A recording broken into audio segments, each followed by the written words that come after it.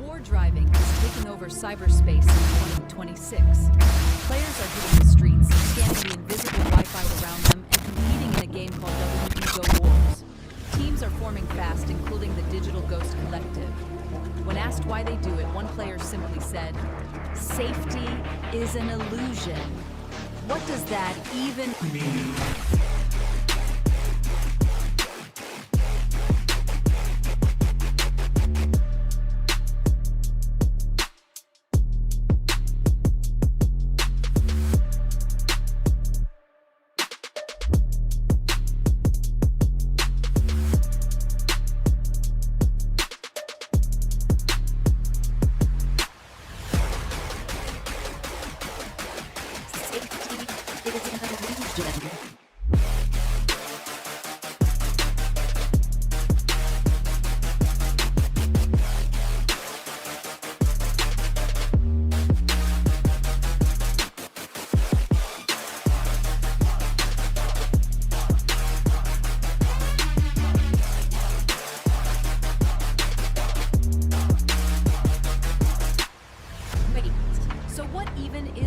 Driving.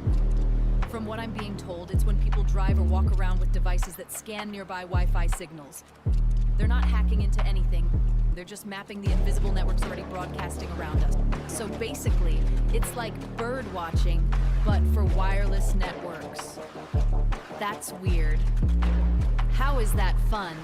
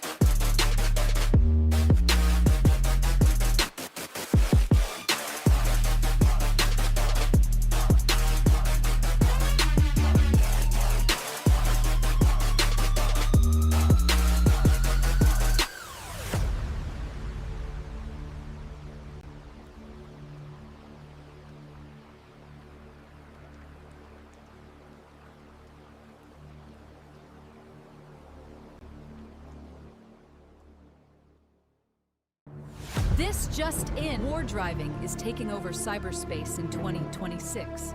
Players are hitting the streets, scanning the invisible Wi-Fi around them, and competing in a game called LilyGo Wars. Teams are forming fast, including the Digital Ghost Collective. When asked why they do it, one player simply said, "Safety is an illusion." What does that even mean?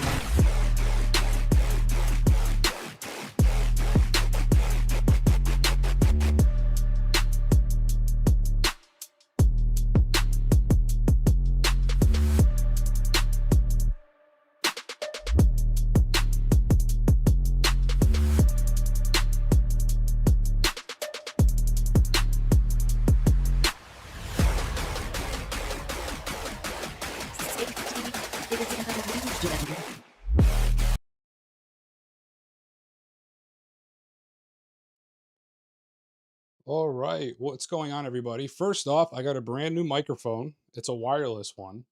Can you guys hear me? Can everybody hear me? Hope everybody had a good week. Can everybody hear me in the chat? I got a brand new microphone. It's attached to my chest. I am mobile now. I am mobile.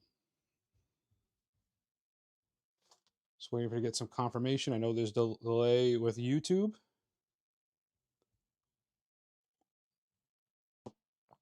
Loud and clear. Love it. Thank you very much, Peaches. Welcome to the live stream. And welcome to the studio. So, why is this off? There you go. We got a lot of stuff to go over today. We have the N39 from Meshnology. We're going to be building it from scratch today here.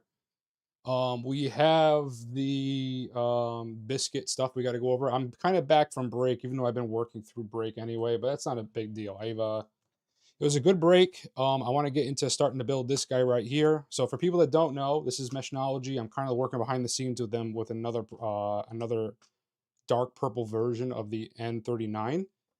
Doing like a limited edition, GhostStrats edition, N39. You get the Heltech V4 with this setup. You get a 3,000 milliamp hour battery, a cool case, and an antenna. So it's really nice. You get these really nice. It's a really nice kit you get with Meshnology. So we're gonna be building this today. So we're gonna go to a big screen in a second. Then we'll get my co-hosts in here. We'll hang out. I got a lot to talk about. I got cool projects. This is my node cluster project. This is the what I could show you guys over here, camera 2. So you're looking at, these are all LilyGo T-Dongle C5s. Now I have all of these clustered together. Now I have this linked to my Biscuit. So each one of these scans Wi-Fi networks and they all work together. Since I did this node cluster, I've gotten definitely over double performance having this with the Biscuit Ultra and the Biscuit Pro. This is super easy to do. I will be making a video showing you guys how to do this, but each one is just a T-Dongle C5. You flash the firmware onto it, and you just plug it into a USB docking station like this, and you're ready to go. It's such an easy linking process. So we'll go over this a little bit later on tonight. The Biscuit Ultra, some of my findings. I will be making a detailed video explaining what my best recommendations for when picking up a Biscuit. But for right now, we're going to start building the N39. Again, this is an N39 from Meshnology. I'll go ahead and bring that up on the screen so you guys can see it. Oh, that's not, I'm sorry, wrong screen. Here we go. So this is the N39 kit. So this is what we're going to be building right now. I really like this wireless mic, by the way. I can like move around and stuff. This is great. I don't have to worry about like bringing the mic with me. This is way more comfortable. Hopefully I sound pretty good. So that's what we're building. And then this kit goes for $43.99. Again, I don't understand how Meshnology makes any money, because if you were to buy the Heltech V4 on Amazon and a battery, that's about over $40. So I don't get it. I don't know how they make their money, but I support them because they make really good stuff. And it's just, yeah, it's my go-to recommendation for Meshtastic kits. So let's go ahead and go to camera. Let's go to main camera. Let's do an overhead shot. Open this up, see what we get with this kit. And how is everybody doing? How was your week? I mean, I haven't seen you guys in a little while. I know it's a Wednesday live stream. We do the Hump Day live streams. I saw people talking in chat. Hump Day live streams now. So got all our hardware here. Got some stickers for the sticker for the battery. So let's go ahead and I'm just gonna open up everything, get it all laid out, so you guys can see what you get with this N39 kit from Meshnology. We got a really nice battery from them, nice quality. I feel safer holding this battery than I do some of the other batteries I get sent to the studio. Some plastic waste, and then the Heltech V4. So I like the Heltech V4 because it gets a little bit more range. It has a little bit more Bluetooth efficiency. And it gets a little bit more range when it comes to lower frequency as well. So it's the next generation Heltech device. This is the latest and greatest as of right now. Very good board. So that's why I like the N39, because it comes with that. And you also get a GPS antenna, which you guys can see right here. Now, I think you're getting a little bit of overexposure right now. So let me shut down some of the lights. Oh my God. So someone edit that out. I can go camera 2. I think you can see it. It's really cool. They have a really cool, oh, this got messed up. They got a really cool GPS setup here. Antenna. I'll kind of show you the components up front. Love the Heltech V4. Yeah, it's an awesome one. You got 100% right. It's amazing. So you guys maybe can see it. Am I getting, again, a little bit more overexposure than I want? There we go. We'll see what we can do here. And sorry, guys, I haven't been in the studio, but nice GPS antenna. We're going to be putting all this stuff together. So just lay everything out so you can see it. And how are you guys liking the new stream setup? Is it the shaky phone handling? Oh, they give you 2 antennas. They give you like the old school one too. I never really need any of this. That's for like other projects, but I'll hold on to that for spare parts.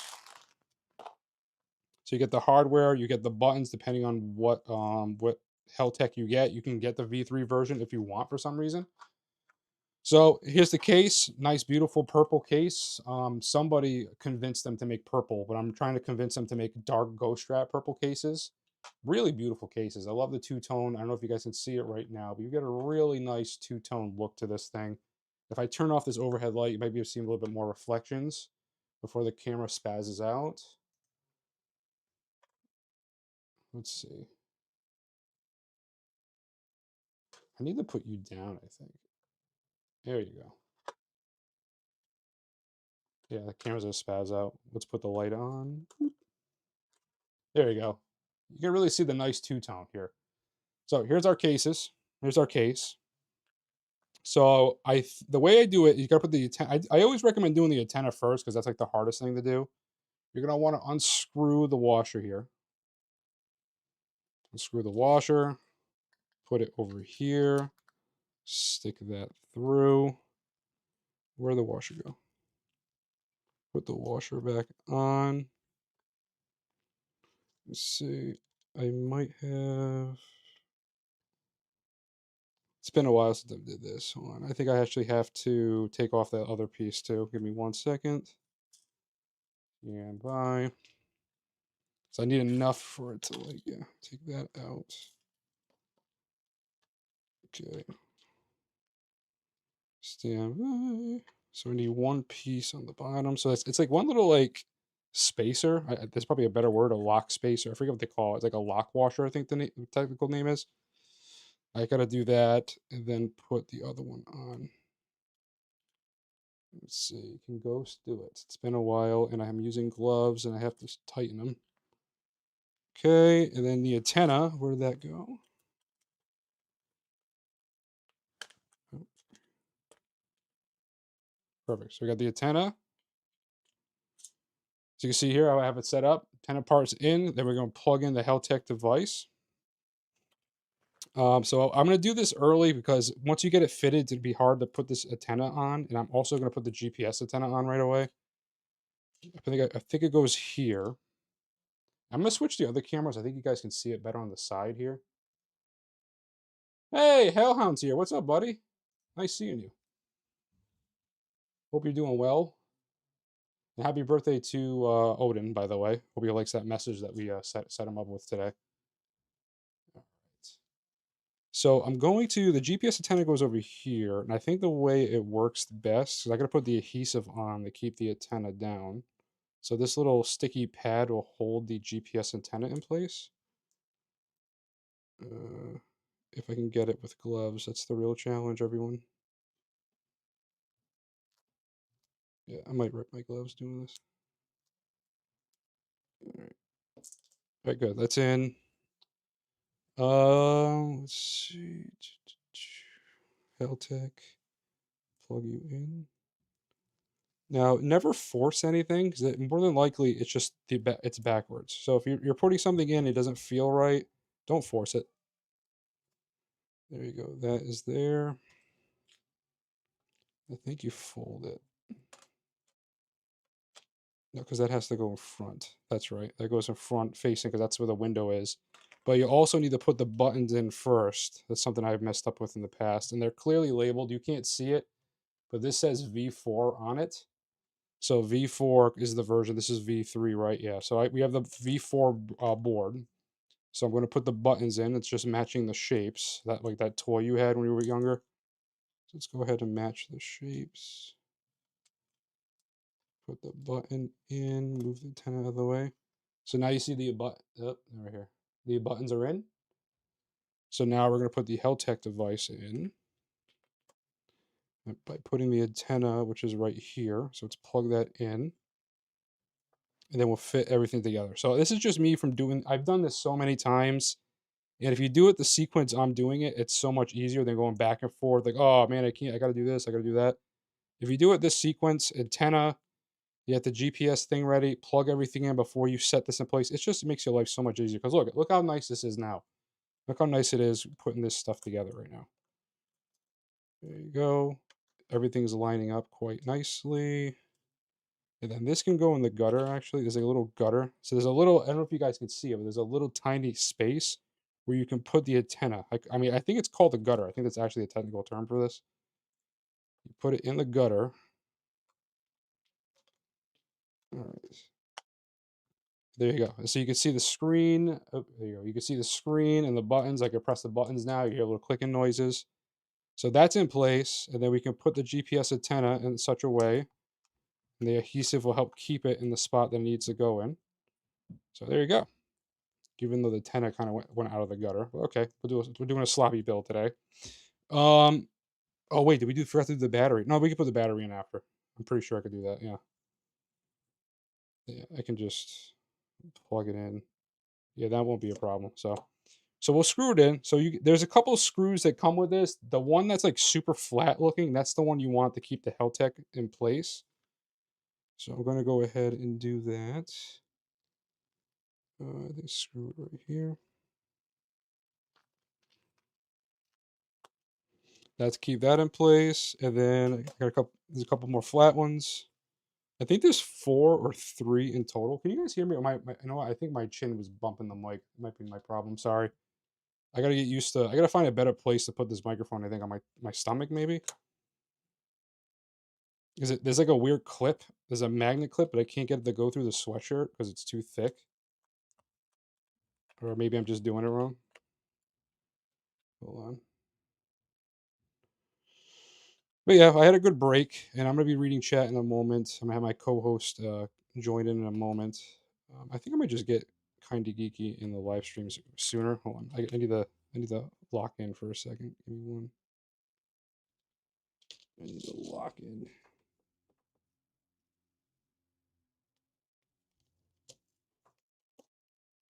There we go. Get in there, dude. There we go. Sorry, I had to lock in on that one.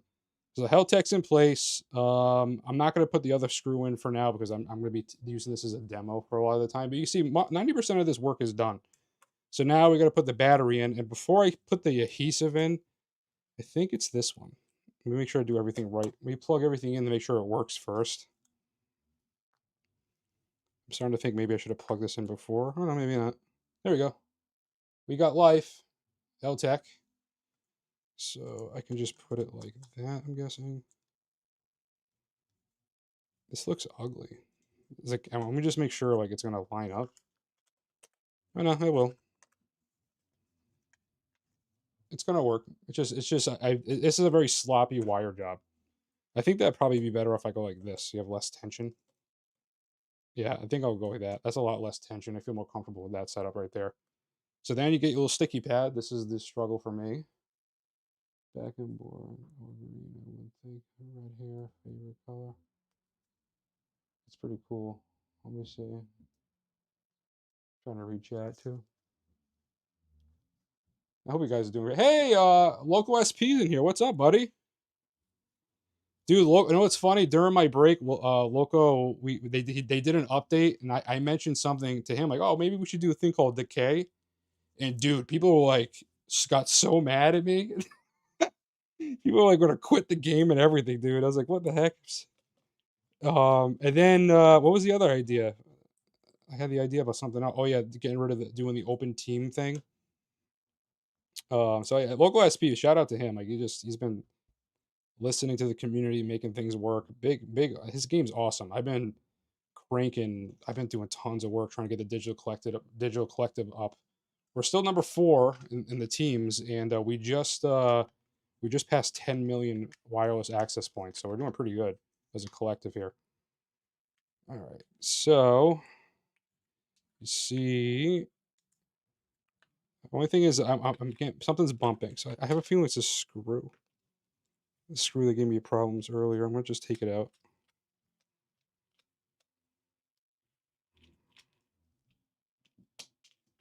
I have a feeling that's what's bugging.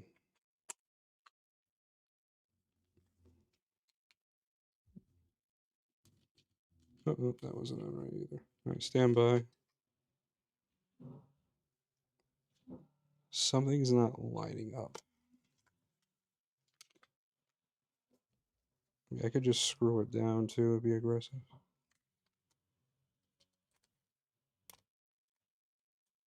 Yeah, I'm messing around. I gotta mess around. The antenna, I think, is not on completely right. But we're gonna move on because we got a lot to cover tonight. But as you see here, I'm gonna mess around with this off camera. Let me go to let me go to the other screens. I need more. I need you guys to see more. So you get the whole kit. You get the battery. You get the Heltech. You get the GPS. You get the really nice case and buttons and a nice antenna. This piece always messes me up. I think I had to take that lock washer out and remove it. Um, I think that's what's holding the case from not going in. But as you see, and it's gonna be difficult because now everything's screwed in. But you get it. So, and you got to flash the Meshtastic firmware onto this. So I have videos on my channel showing you how to do this, set it up. I'm going to fix this off live stream, and I'm gonna get my co-host in here, and we're gonna start talking about some other things. And maybe I'll mess with it while he's here. Let me get him in here so I can have some help reading chat.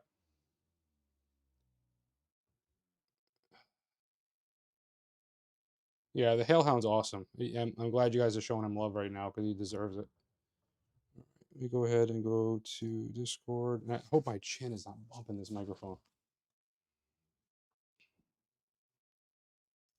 Direct messages. Kinda geeky. Call.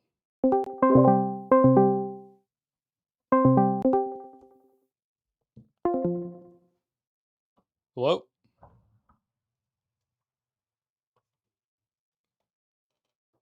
I heard the disconnect sound, but you're in the call, so I don't know how that's working.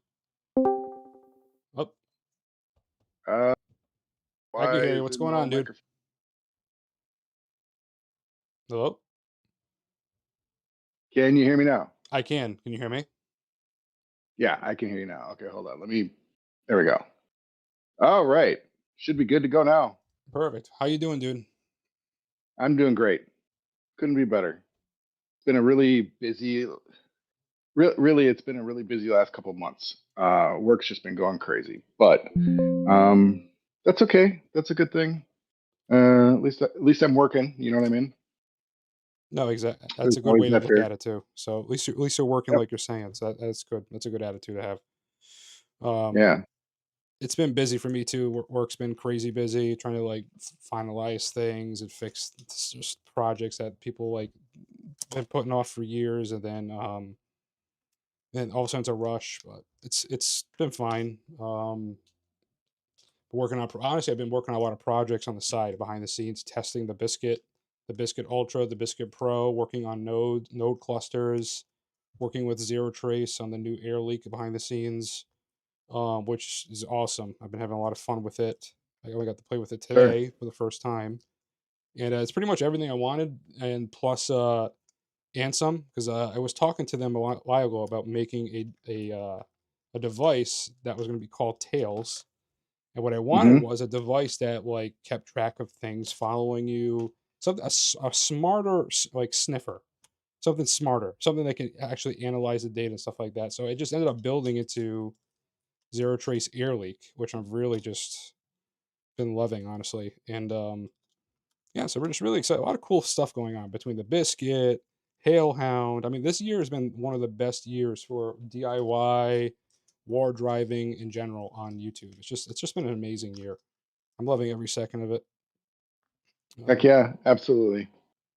Yeah, speaking of the war driving, that little cluster you got going is pretty cute. yeah, it's such a lazy cluster project, dude. Like it's because I'm not soldering. Like I'm not good at soldering. I know my strengths and weaknesses. If you want to know how to solder, go watch Valtech Solutions. That guy could probably solder with his eyes closed and asleep. Like he's just really good at what he does. I'm not, as you could tell in my live streams. I'm a simple guy. Like, I like tech and stuff like that, but I'm a very like minimalistic. I know it's tough to say it, but look at it and go, no, you're not. But like, I like things simple and user friendly. And soldering is not. Like I tried it once, and it was so bad that a company was like, "Yeah, we're just gonna send you a new device. Don't please put that away." Type of thing. That's how bad I did. Um, yeah, That's funny. yeah. Most of the C5s that are probably all of them. I can't think of any that you have to actually solder anything. You can flash them with a USB-C cable, and then you can, power them off the same cable. A USB-C splitter cable is like $10 off of Amazon. And I Yep. say that because if you want to upgrade where you have some antennas and stuff, those little Seed Studio C5s have the external connection, and they just make it really easy. Yeah, I So see. it's about as hard as the little flash drive deals.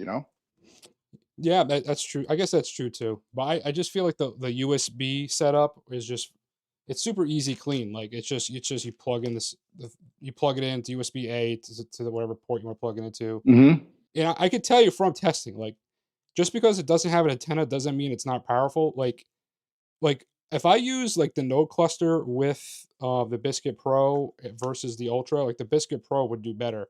Like it's just because the clusters it can scan much more because it's scanning all those frequencies at once, but with multiple nodes. So like it's just the node cluster is if you're really looking for a really good war driving experience, get into clusters. And a simple one like you're saying, the Seed Studio or the LilyGo T-Dongle C5, it's not hard. Like you flash the firmware like you're saying, and you plug it in, and then it automatically like links up. Like it's super easy to set up.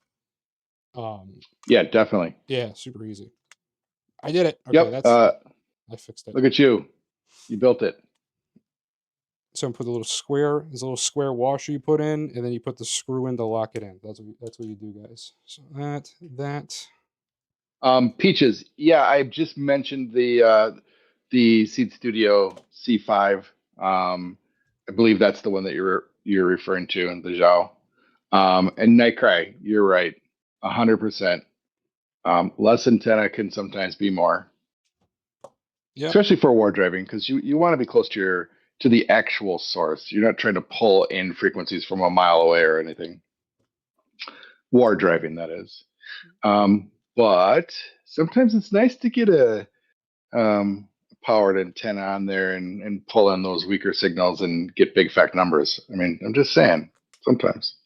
Especially if you do it for Team NerdSec. We're gonna be number 10, All right. top 10 soon. We're pushing. Yeah, we're in 13th place right now. We broke 10 Thir- million new Wi-Fi found. We're playing in the big leagues now, and we have 378 members. So we're That's killing it. amazing. No one's even close to us. That is amazing.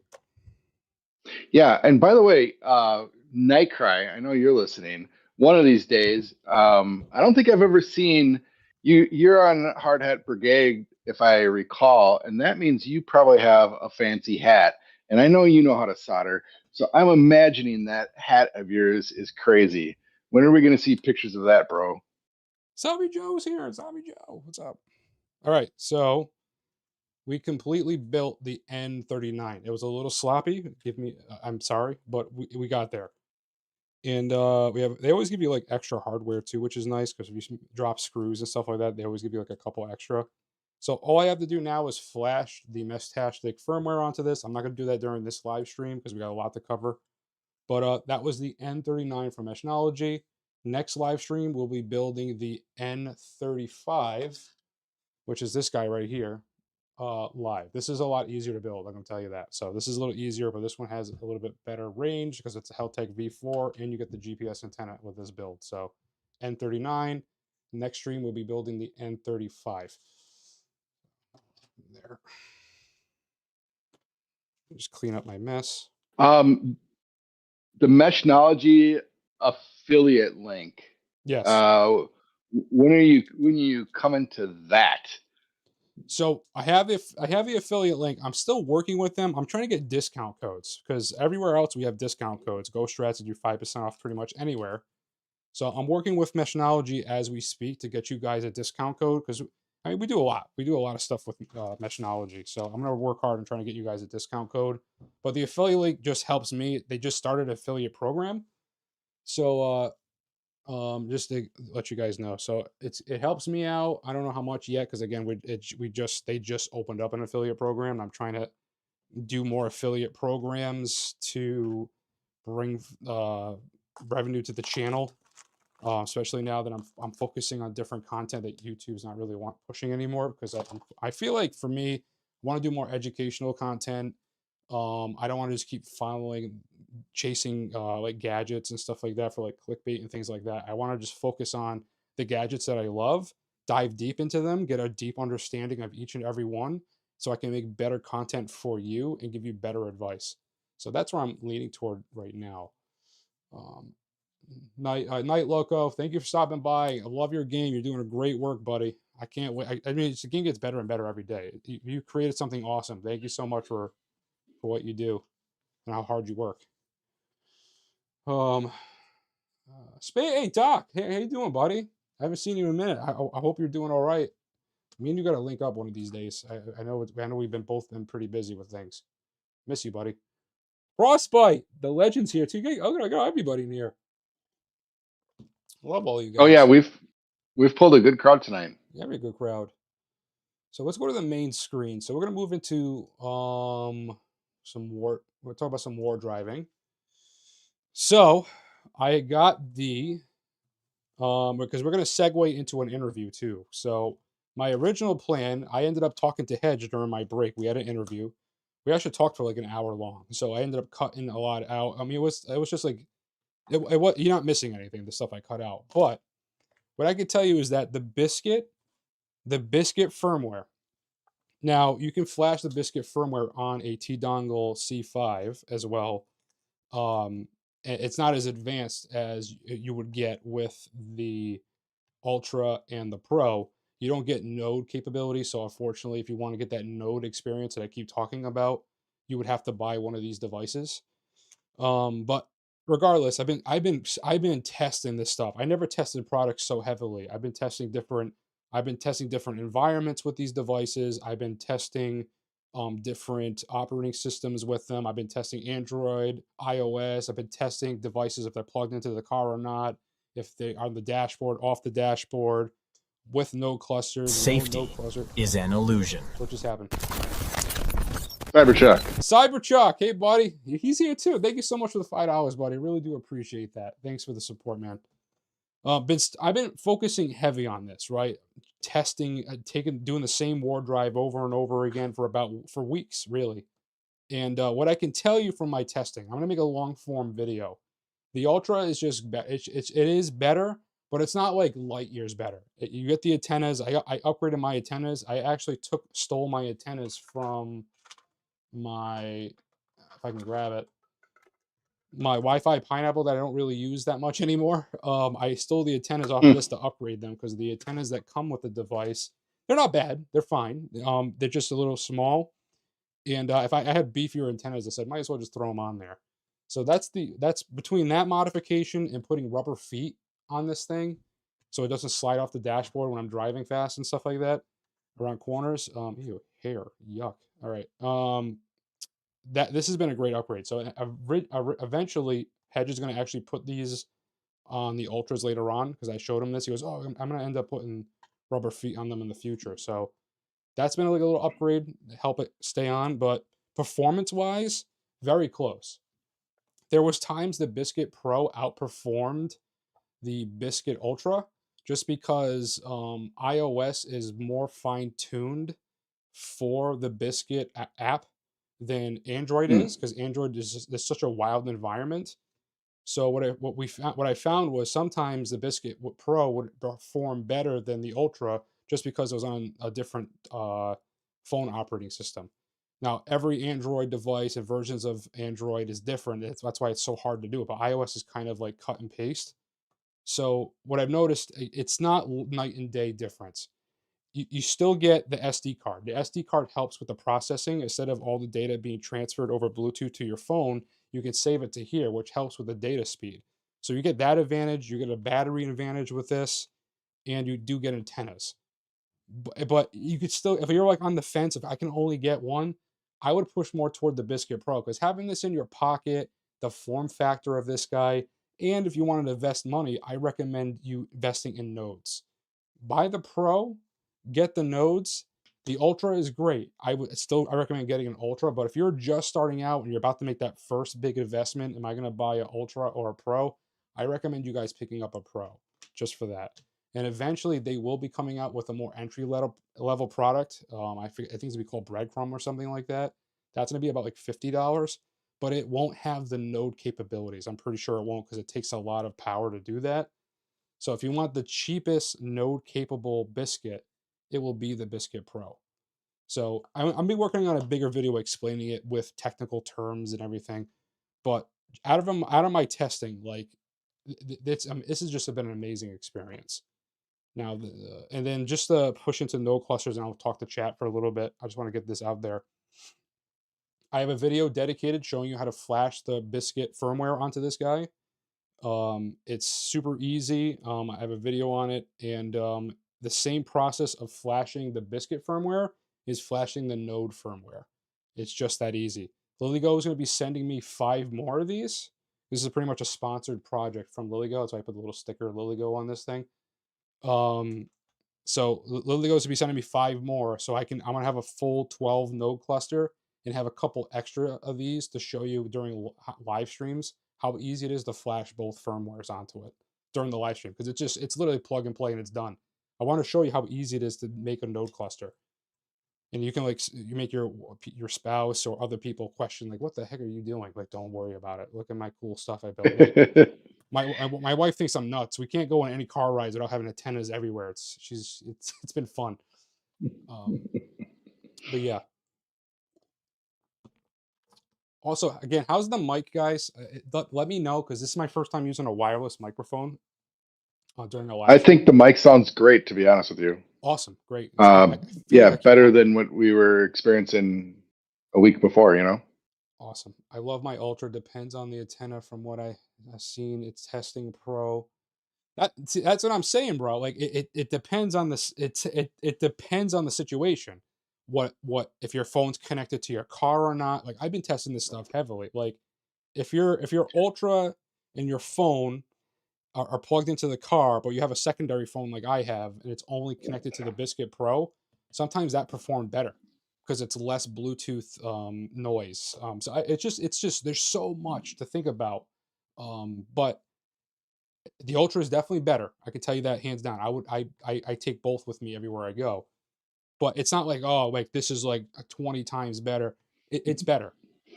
But the Pro is still a great buy. Like, I want to emphasize, there's no wrong choice here. So you're not going to be sad with anything, but I just highly recommend experimenting with nodes. Next week I'm going to be showing you how to build this. It's so easy. I can't wait to make the video. So you can experience what I'm experiencing right now. I went from like getting only 10,000 APs a car ride to getting over 20 with this setup. So it's just crazy. Super simple. GhostStrats mic is good, brother. All right, perfect. Yeah, it's the DJI 2. It's the mobile one. I'm actually using it for my YouTube videos too now. And it has noise cancellation, so it's easier with the kids and stuff in the background now. So it's been working great for me. Oh, get this. I have only tested with the Biscuit Pro, but I plugged it into my iPhone was in charge of the Biscuit Pro. More time. Yeah, I also, speaking of which, I made videos about this stuff in the past, but these I made survival tech videos on these battery banks. This is a 10,000 milliamp hour waterproof battery bank. I got one of these. I got solar powered ones. You can buy these are the cheaper ones though. For like $30 on Amazon, I put this on my dashboard, plugged into all the nodes. My car USB port can't handle this. My car freaks out. Like, it does not like how much power that thing needs. So I recommend getting one of these power banks, just having them around for your Biscuit Pro or your node cluster. They work great, especially this one. I mean, this 10,000. I got a smaller one somewhere actually. It's this little tiny one. But Hey, yeah. just real quick, Cal is here from Valley Tech Solutions. Good to see Val, him. I was how's it going, excited to see buddy? him. Everybody in the chat right now, go follow Val. Go check him out. Really awesome guy. I was just talking about your soldering skills just a second ago, buddy. Nice to see you here, buddy. We got a wireless mic. Everybody go check out Cal. We love his face. I mean, everything about him. So to jump back into this, so I'm gonna play a clip. So I was originally gonna play the interview with Hedge during the live stream, but the interview was so good and that guy is so nice that I wanted to get that video out there as soon as possible because he really needed to hear some of that positive feedback that you guys are giving him right now. Because when he first launched this, people were kind of rough. That's how they are. People are just going to be mean because they want to be mean, and so I released it early. So I'm going to play a clip, maybe 10 minutes of it, and then once we get done with that, we'll talk a little bit about it. And then I want to jump into a couple other things tonight too. We got a lot to cover. So we built the people that just joined. We built the N39. You can watch this later on after the video, the VOD is over. We built this live tonight from Meshnology. I'll leave the link in the affiliate links in the description. Every live stream, I'm going to try to build one of these things live so you guys can see how easy it is to build these off-grid communication devices and these cool kits. I'm Cal. He's Cal. We love you, bro. Cal is your pal. He is. He is.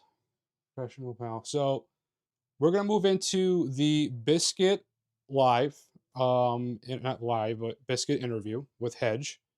And then I'll play for a little bit. I just want you to get the main parts, the beginning parts, because there's some really good stuff in there.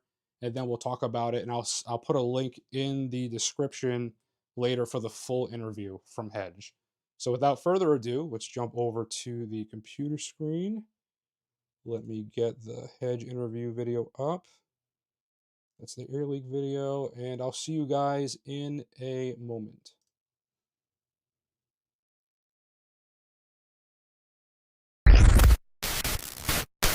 What's going on, guys? Today we have a special guest with us. We got Hedge, the father of the biscuit, the baker of packets, the man serving up wireless tools for war drivers everywhere. Hedge, thank you very much for being on the show today. Thanks for having me, man. No problem. First question. For people who are just discovering you, can you introduce yourself and explain what the Biscuit Pro is? My name is Hedge. I'm the developer of the Biscuit. I am an engineer in my professional life, but during the evening, I work on the Biscuit. The Biscuit Pro is a wireless pen testing tool.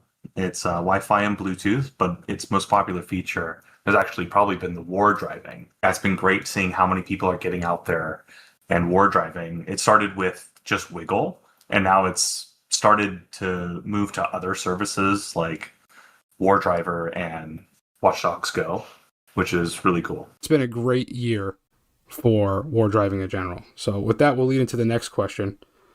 What inspired you to start building your own gadgets? It started off with me getting my first controls job, and controls is sort of like microcontrollers, but with industrial PLCs.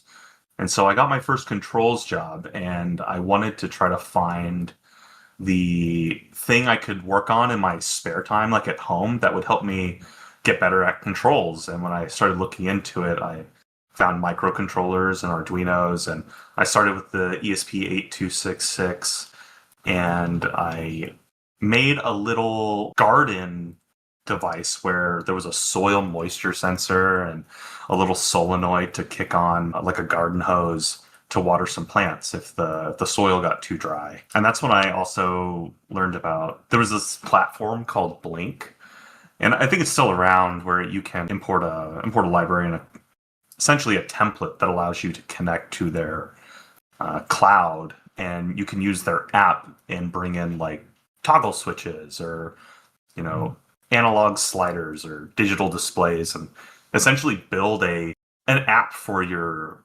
Arduino. And that's what kind of got me started in microcontrollers. So we'll go to the third question here. What problem or gap did you see that led you to create the Biscuit Pro? Honestly, there wasn't too much of a problem that made me create the Biscuit Pro. I think I made it because war driving was sort of tedious for me. where the act of war driving was fine. Like like you would go out, you start a war drive, didn't matter what device you're using. My device of choice was the Marauder. I just always never got around to uploading my files, and that frustrated me because I felt like I was participating, but I never followed through to the end. And so one night I was just kind of thinking about a way to make it easier, and then I thought about having a firmware that uploaded. But then I started thinking about an app, and I started getting excited because I haven't seen really any way that people have visualized that data live while you war drive before. Like I just haven't seen it. Maybe it's a thing, like in Kismet or something. I don't know. I've never used it, but I've never seen like the data rendered real time, like over a map. And I started thinking about that, and that's what kind of got me started working on the Biscuit, where it was supposed to be a headless device that was controlled by an app, and that's what got me started building it out. What makes the Biscuit Pro different from other hacking gadgets and war driving devices? I would say that most of the gadgets out there do a lot of the same things, and the Biscuit isn't an exception. It does most of what everyone else does. I packaged it in a way that was convenient for me, that made me want to use it. I'm going to jump into right here too, because I'm going to say the convenience and the form factor of this device and the application blew me away from the beginning. When I saw, I think at the time, Notorious Squirrel, he had this device, and there was very little videos about the Biscuit Pro in general. I'm like, this thing is what I've been looking for. Something simplistic, easy to use, easy to carry, an app, powerful.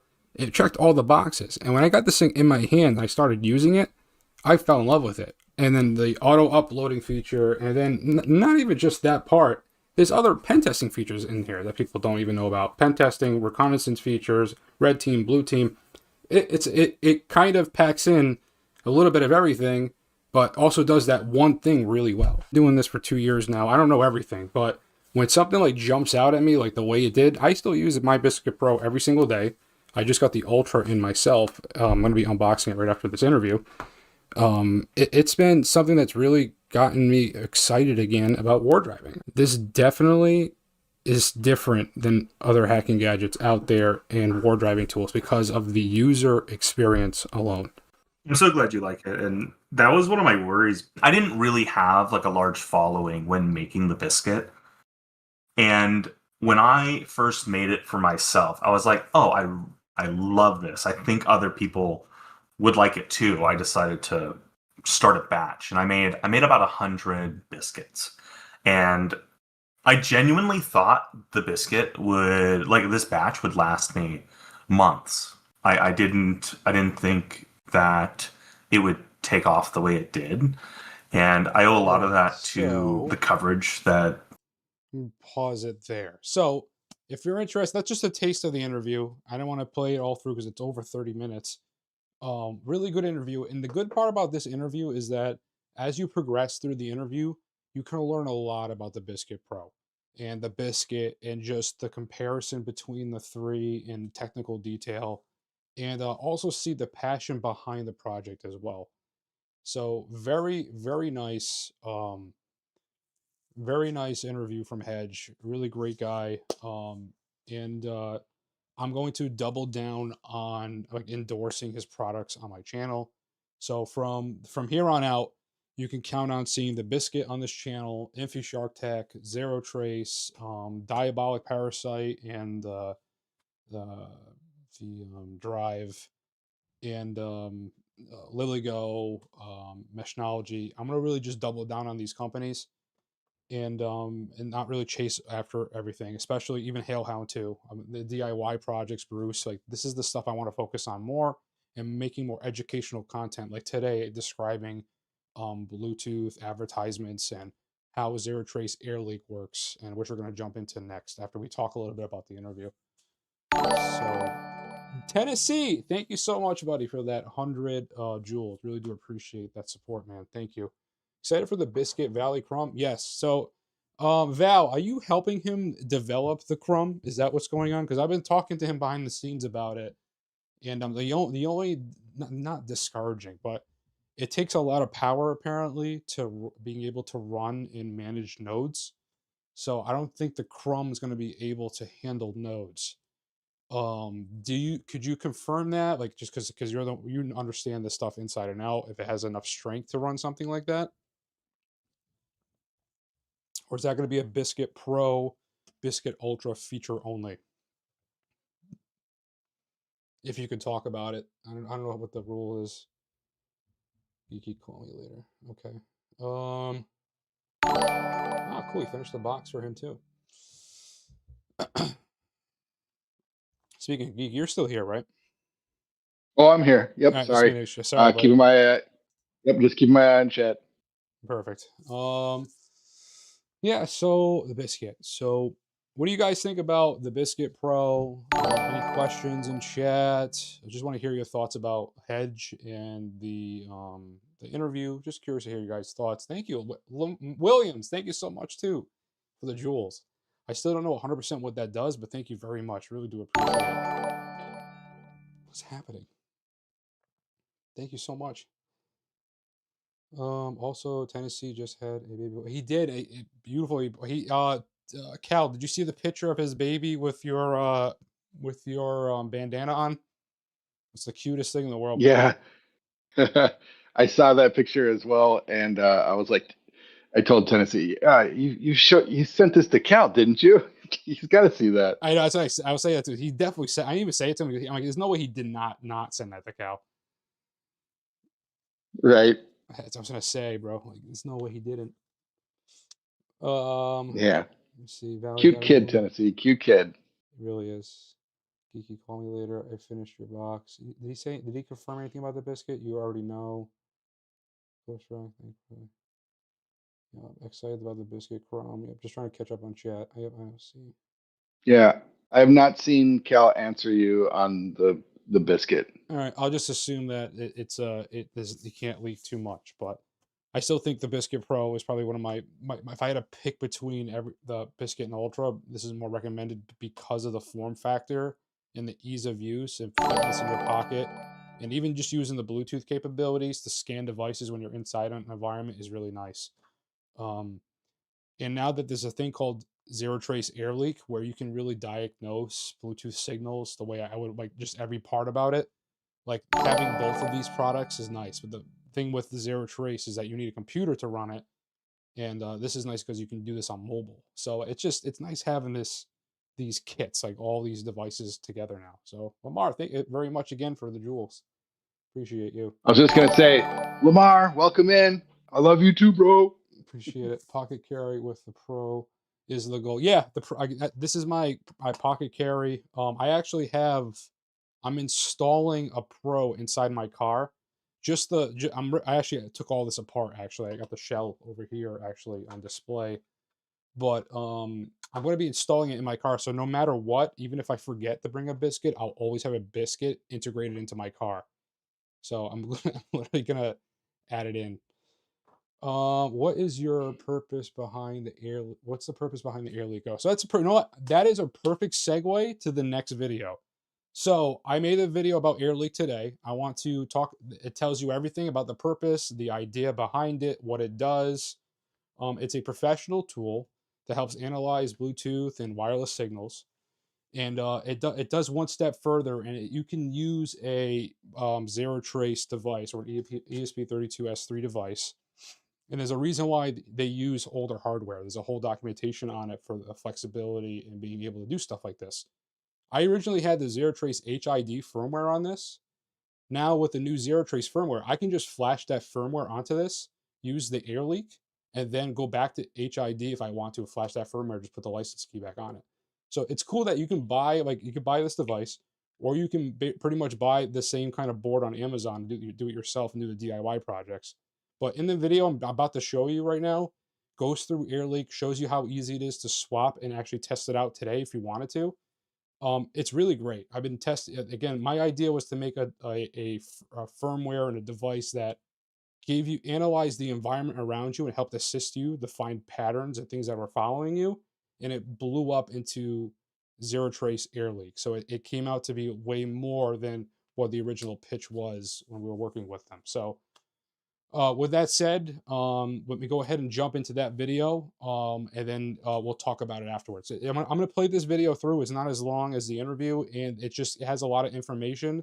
It kind of tells you exactly what to expect with ZeroTrace AirLeak. So let's jump into that.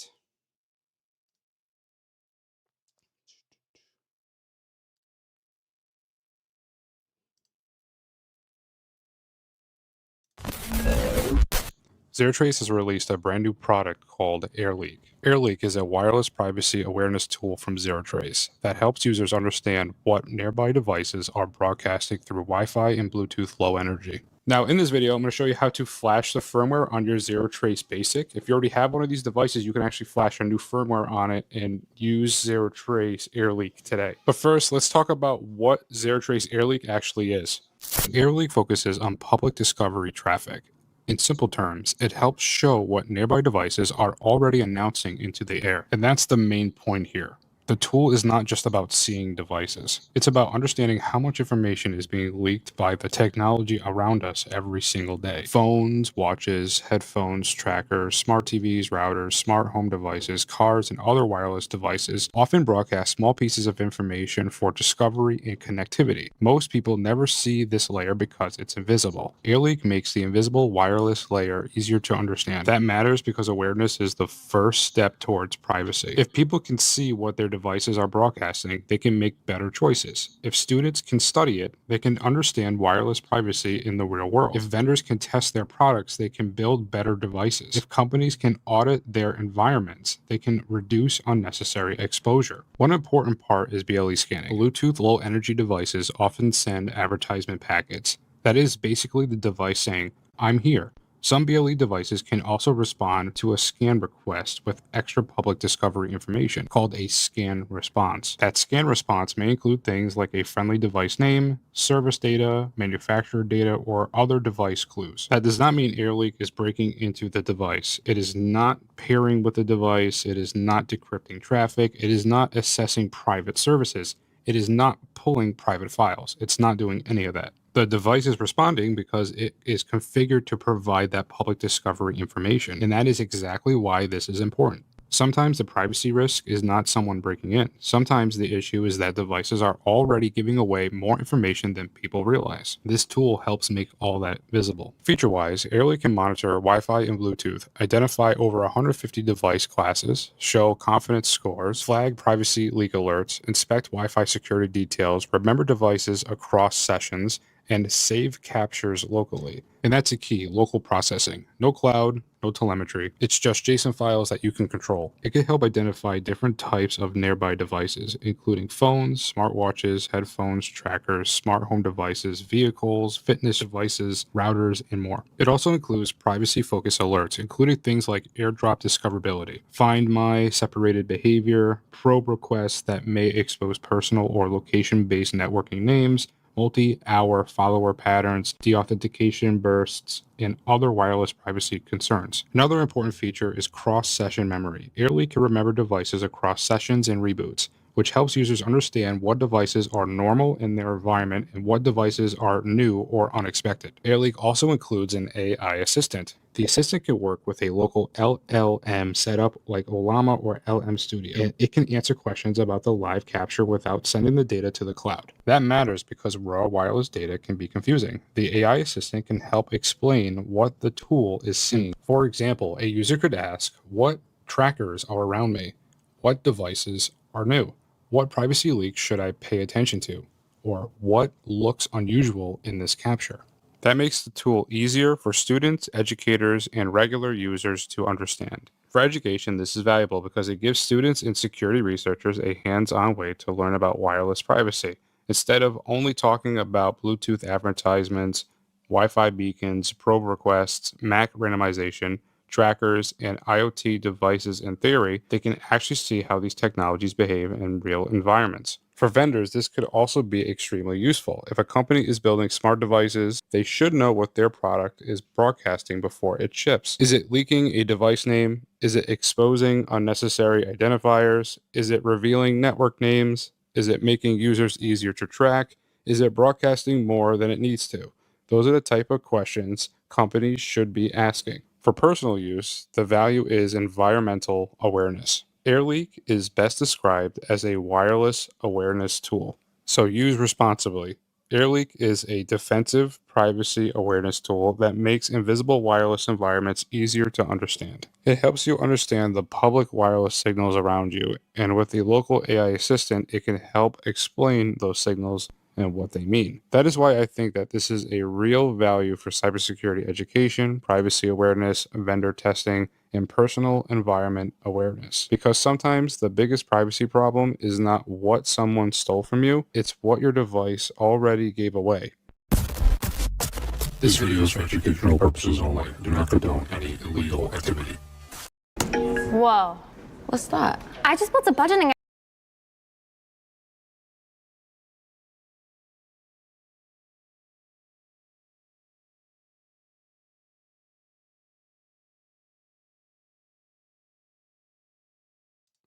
Sorry about that. We had a commercial mid. Let me just pass by it real quick. Skip. I don't have the money for premium. All right, so I'm about to show you guys before we jump back into this again, how easy it is to set this up and how it works. So you're going to see that this is a two-part system. You have a computer. You need the computer to run the application because it's so strong. And you're going to see the device because the device is being like 90% allocated to even run this stuff in the first place. But you can see how to do this and how to play with this today if you wanted to. You don't have to buy the device yourself. You can actually flash this on your own device. And in this video, I'm going to demonstrate it with the ZeroTrace Basic. And is a two-part system. You need a computer to interact with the device. The device basically does all the scanning and the reconnaissance, and then the computer is what's going to be handling all the processing. This is the best setup to get the best performance possible. Now, you have options when it comes to AirLeak. You could either buy a dedicated device and have it shipped to you, or you can make your own. You can actually use the ZeroTrace Basic or Pro model to do this. I'm going to walk you through the process just so you can see how to do it. I'm going to be using a ZeroTrace Basic to do this. Now, once you buy the firmware, go back to the dashboard, go on devices, make sure your firmware is there, it says in processing. Go ahead and click on firmware. You're going to flash the ZeroTrace AirLeak.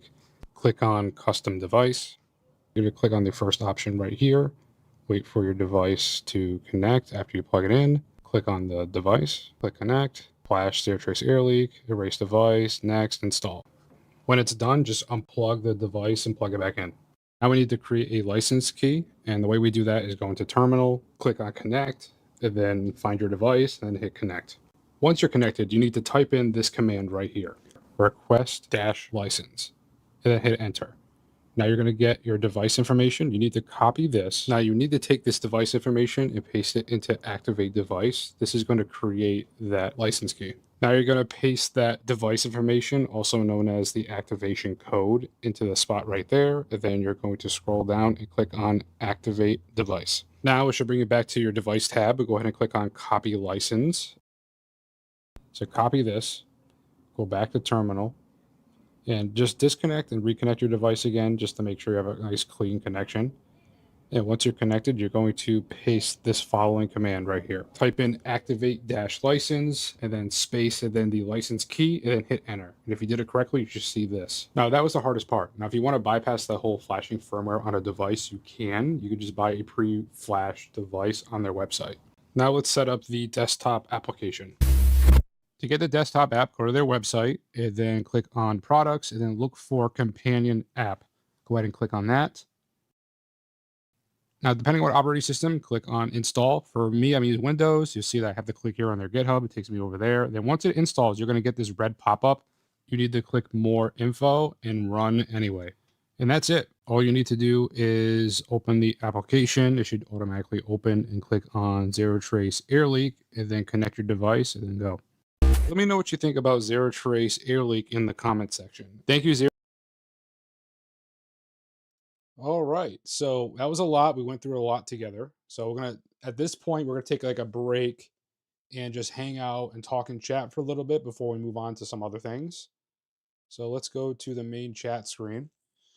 So I showed you that full video, basically the full video, just to demonstrate what AirLeak actually is. It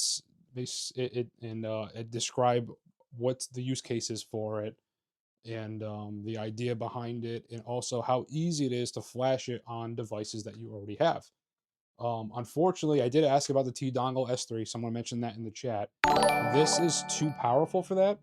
So unfortunately, it wouldn't be able to handle the firmware. So this is one of the most heavy firmware ZeroTrace has ever done, and it needs all the power of what you got out of this one right here. I think it's the R16. I forget the exact model spec, but I'm going to be hopefully getting a list from ZeroTrace of what ESP32s that you could flash it on. But if you have the basic or the pro model of ZeroTrace, if you guys, I don't know, if this was for a limited time, you could buy the pro model HID tool. This also can handle it too, if you have one laying around somewhere. So maybe we can give it purpose. But if you get bored of ZeroTrace AirLeak, you can go ahead and flash your HID firmware back onto this. It's flexible. You can do it as long as you remember your license. It's all in the dashboard. Yeah. So at this time, let's talk and chat. Kind of geeky. Thank you for being. I feel bad because you've been in the background this whole time. I'm good. I'm good. No worries. Awesome. I appreciate you, buddy, as always. And geeky, I meant to ask you. I'll ask you during the live stream anyway. What? Because I was trying to find your YouTube channel because I want to put this as a collaboration effort between me and you.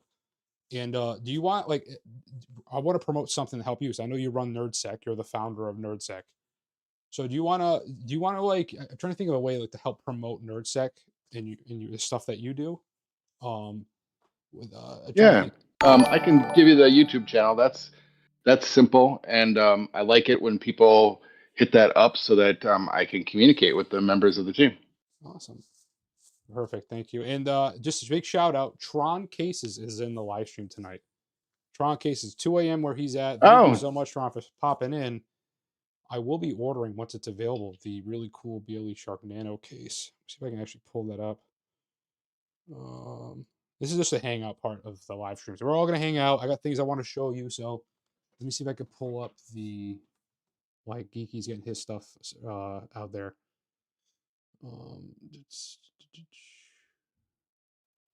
How's everybody doing, by the way? And of course, if nobody knows, join NerdSec and WarDrive with us and have some fun. Obviously, the team name is NerdSec. Ghost, you're a member. Cal from Valley Solutions is a member.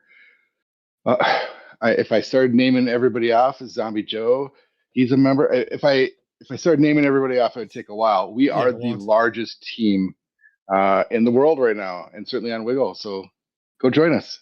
WarDrive with us. Join NerdSec today. Right, here we go. And then join Ghost's team over on Loco's game. Yeah, so the Digital Ghost Collective, we have 157 members, and we're capped at 200 right now. So there's only a limited space to join as of right now.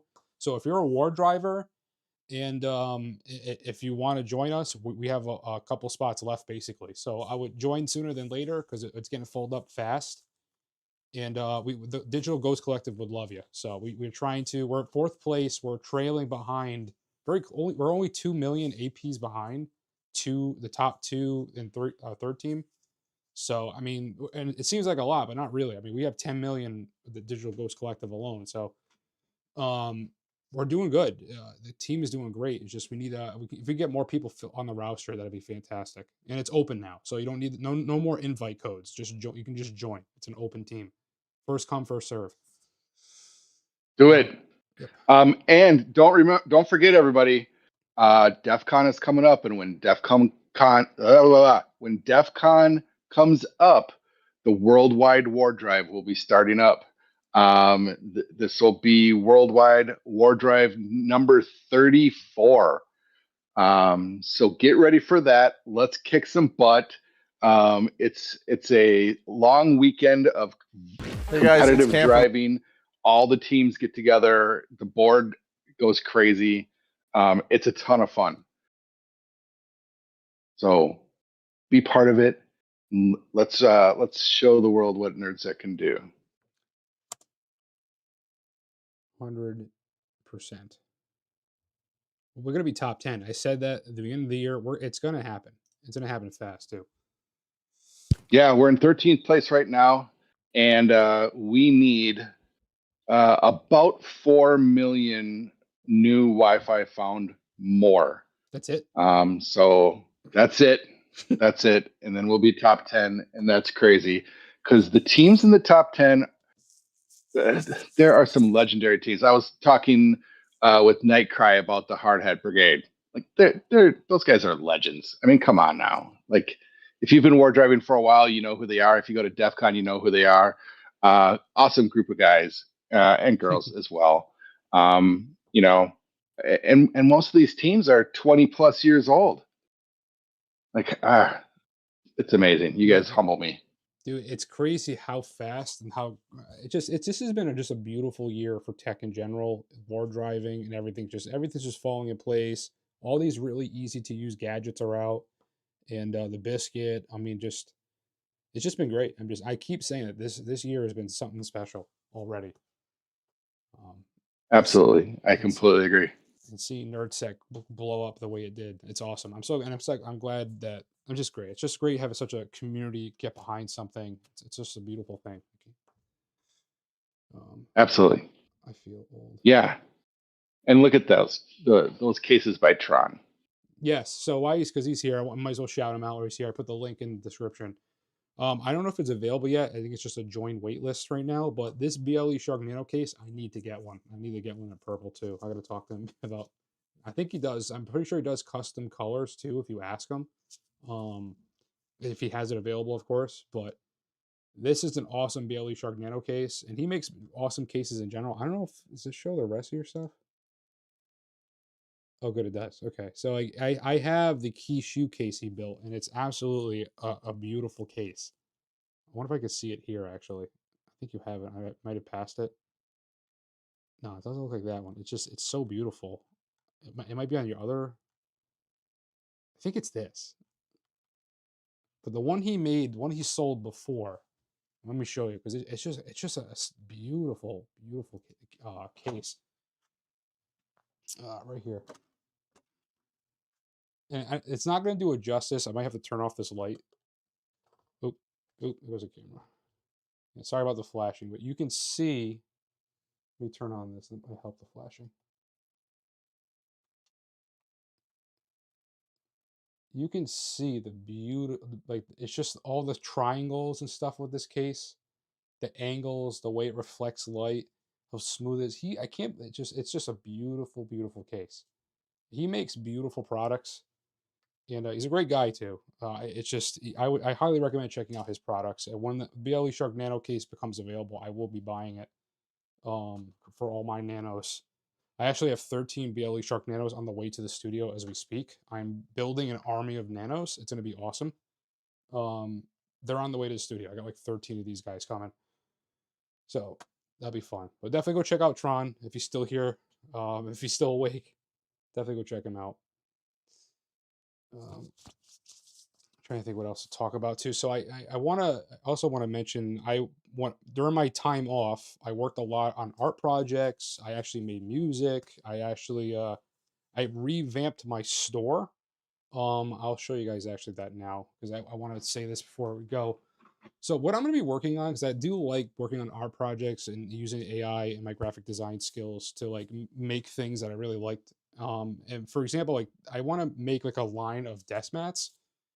Yeah, so I ended up making a couple cool like art desk mats, all that GhostStrats type of vibe. You got the purple wolf, the warrior looking one, the cyberpunk mean one, the GhostStrats car looking one, and these are some of the older ones I built. I've done artworks I've done, but I'm gonna work on turning my art into cool desk mats and mouse pads. So as of right now, like this is like the start of it, so you get an idea of how I'm going to be doing it.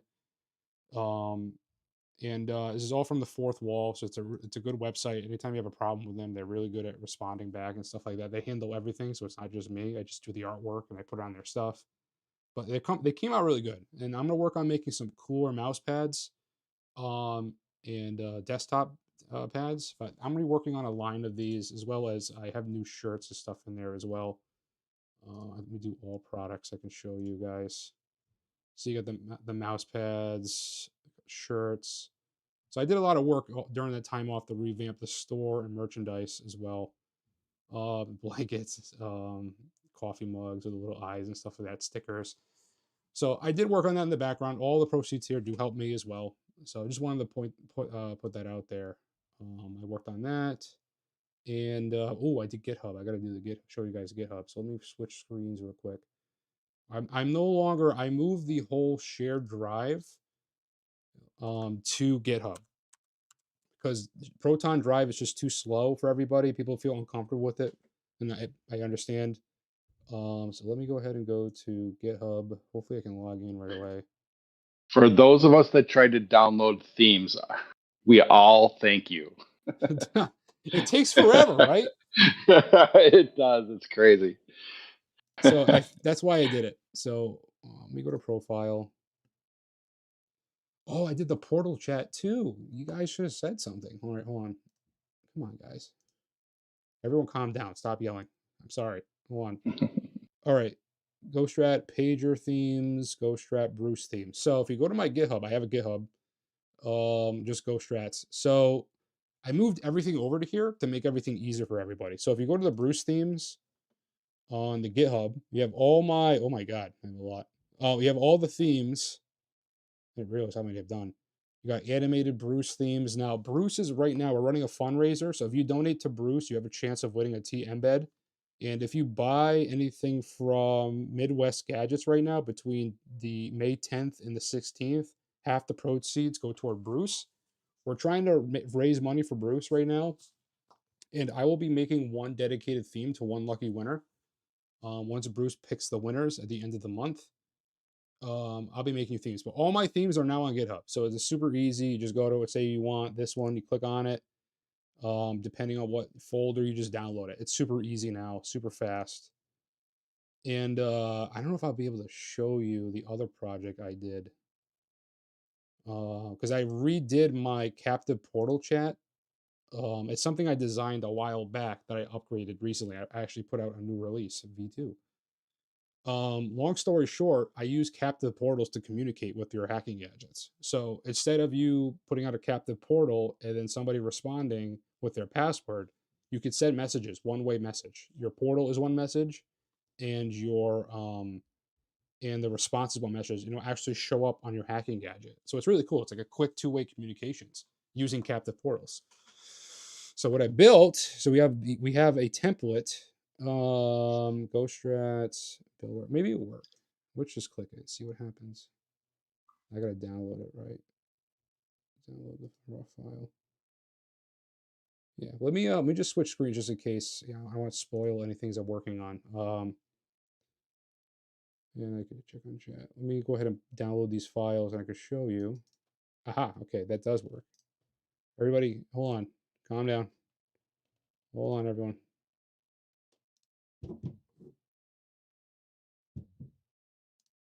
Okay. All right, and now we'll go back to the screen, PC screen. All right, so on my GitHub, there's two files you can download. They're HTML files. So the first one is this message builder. So instead of you going through the code and putting in your message, this thing compiles everything for you. So this is the GhostStrat message builder. So if I want to write right now, right here, this is the captive portal that you would launch on one of your hacking gadgets. Hello, this is a test. La la la la la. 44444. All you have to do is hit generate file. It generates the HTML file for you. And then when you broadcast it, it shows this file right here, right? You see, that's what we just did. Hello, this is a test, la la la, 44, I guess a whole bunch of other things. And then somebody that connects to your captive portal can write, hello, and then hit send, and then you would get that message on your hacking gadget. So it's kind of cool. I mean, it's not really efficient, but like it's a basically an off-grid communication between two devices, and you could do that with your BLE Shark Nano. You can do that with your Bruce firmware devices. I think it's a really cool project, and I just updated all this recently during my break. So this is the V2 version. You have a compiler now, as well as the actual HTML file tester, so you can see exactly how it works on my GitHub. So definitely go check those out. I think those came out really well. All the code is here, I guess. We're open source, I guess. You guys can build it, make it better. But you at least have the base. So let me go ahead and bring up the normal chat.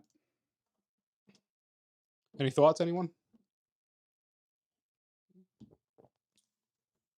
Looks super cool. I think everyone should go try it. Yeah, Irish Ghost, that package is on the way to you, by the way. Let me know when you do receive it. Nice to see you in the live stream. All right. I think we're doing good. So anyway, this time we'll just hang out. We'll talk and chat. Anybody got any news or anything you want to talk about the live stream? Any thoughts, concerns, ideas, anything?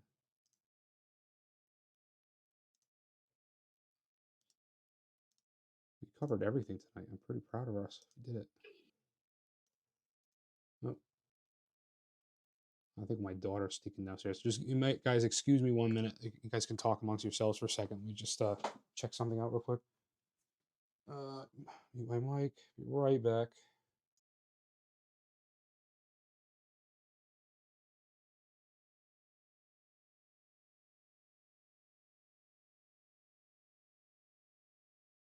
Ghost, you're not muted.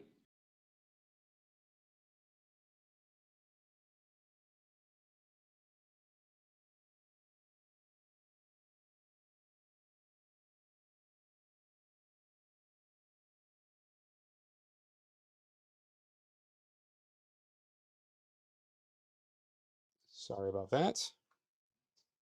All right, Raspberry Jack. Have you seen the Raspberry Jack? I have. I think Val has been doing a good job covering that, so I'm kind of staying away from it. I have plenty of gadgets right now that I'm kind of focused on. So I've seen it, but just I'm not that, I guess, I don't want to say I'm not interested, but I'm not, I don't know, I have plenty of other stuff right now that I go through. Did I lose my phone call with you? No, you're here. Okay, good. Just want to make sure. Nope, I'm here. Sorry, I just want to make sure because I thought I clicked it by accident. What You're are good. You're good. everyone's favorite device? Yes, we're brothers for sure. Ghosts forever. My favorite devices as of right now, I can say in full confidence, the Biscuit Pro, ZeroTrace AirLeak as of right now. I really like my Diabolic Parasite, my Diabolic Drive. I love the Hailhound, my BLE Shark Nano. I say those are probably my core pen testing gadgets. That those are my daily carries. I always keep with me. Even the ZeroTrace Ghost, I gotta say that as well. The HID tool. Then I have a plethora of Meshtastic gadgets that I use personally. I'm just curious to see what yours. I mean, I can show you actually. While you guys talk, well, I'm curious to know what your guys' favorite gadgets are so far. I can show you what we got going on here. See all the stuff over here. Oh yeah, T-Embed's good too. I gotta say T-Embed. I can't forget that. That's a pretty good device. Yeah, I really like that device. The T-Embed. That's a good one. Yeah, the CC11. They have the external one. Where is mine actually? Mine's MIA. Where did my external go?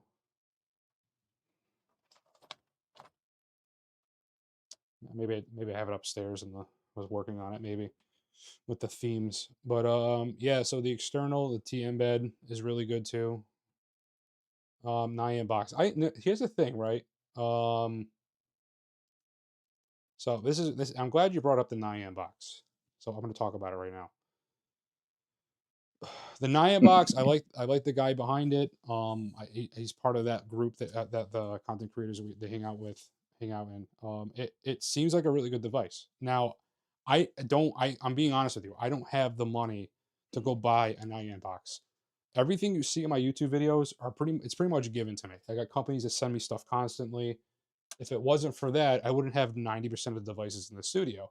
But I also give a lot of this stuff away. I probably purged more than half of my devices in the studio from the last 2 years and gave it away to people in need because I feel like having these device collection is kind of like gross in my opinion. Like I just feel like if I'm not using it, it's just sitting here.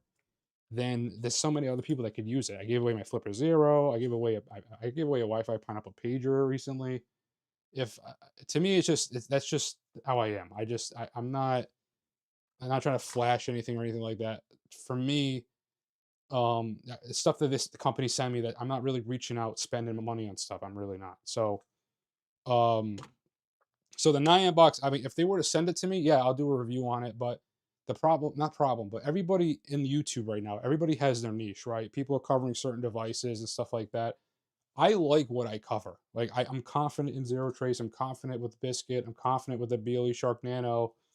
Um, and I want to keep that area, and I want to keep looking into reconnaissance tools, Meshtastic. For me, that's what I like to do. Techno hoarding, yeah, pretty much. To me, it's just too much. And I like I said, if it was up to me, I would give away even more. But the only reason why I keep the stuff in the studio now is that I need to do comparisons now. So it's like, all right, well, I have the old, I have all the TM beds from the first model all the way up to the external. I got to keep the whole lineup. I got to keep the Kishu because I like Tron. And the Kishu guys, they're nice. I mean, they have some things maybe I disagree with them, but they seem like good people over there. They're working on the new Kishu Mini one that I haven't gotten in the studio yet, but that's supposed to be on the way.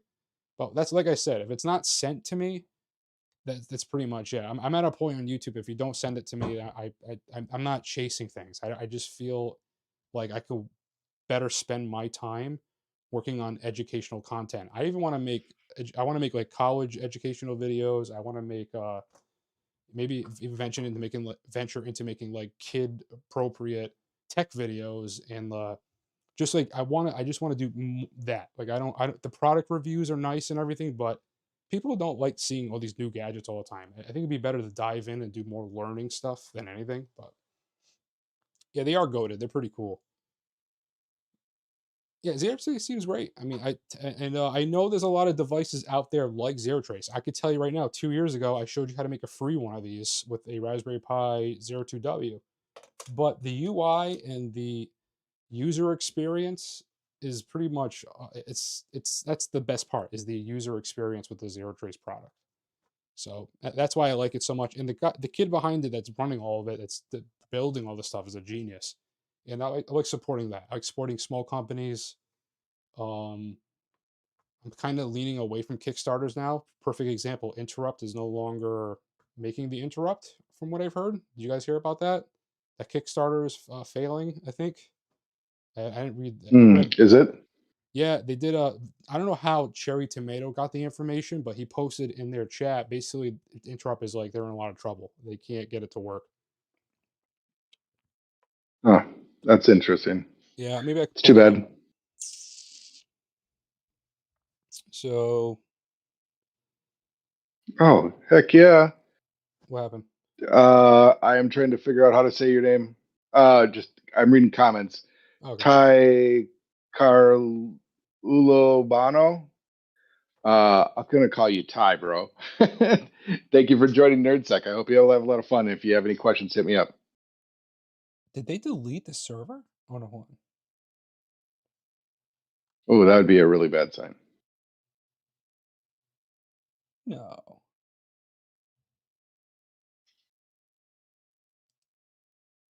Oh no, they didn't. Okay, I got nervous like that.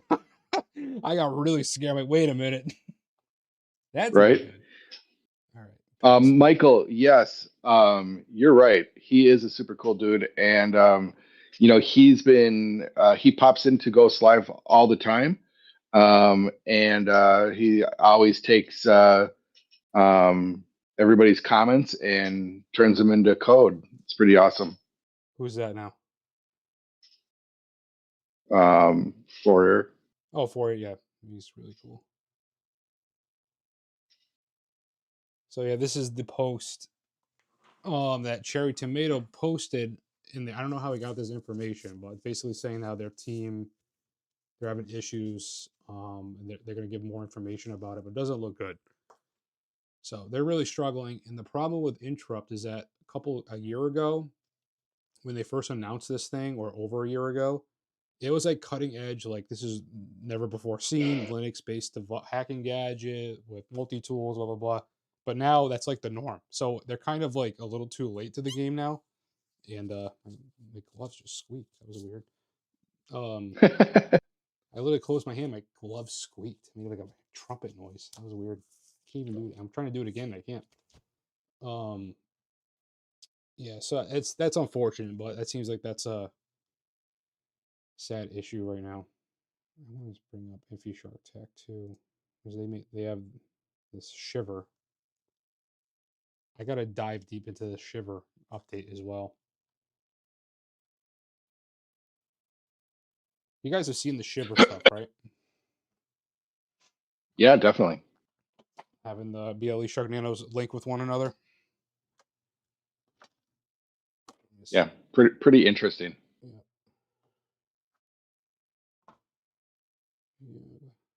Yeah, I literally made like gloves make noise. But yeah, so I think we're probably gonna wrap up the live stream soon. But if I can find my other BLE Nanos, I can show you the Shiver thing that I want to experiment with more. And when I get the other BLE Shark Nanos, I'll show you the mass army of them. Where are all my other Nanos? But it's really cool. I let these hacking gadgets that we first followed are growing and advancing so much. So that's why, again, I don't feel the need to chase every single new hacking gadget that's out there unless it does something super different. So the Nyam box looks very nice. I would love to get one in the studio. So if you know the guy and say if they send it to me, I'll love to have that thing. But I'm not going to venture out and spend money on stuff right now. I just can't. So that's the reason why I don't see stuff like that or the Banshee in the studio. Is if it's not sent to me, then I mean the only time I think I really pulled money together was you guys helped me get the Wi-Fi Pineapple pager. I had a lot more hope for that thing. I mean, it's still a good device, but it wasn't like I expected. I don't want to say expected more, but it's not as user friendly as I thought it would. It's more of an advanced, more of a not an advanced tool, but it's somewhere in between, right? It needs setup. It gets hot. It's not that easy to use. And then we have devices that are half the price that are easier to use. It's kind of hard to use this as an everyday driver. So, like I said, the Biscuit Pro pretty much took over a lot of devices for me. So, Doc, have a good night, man. If you're leaving, well, we got to link up again soon. I miss you, buddy.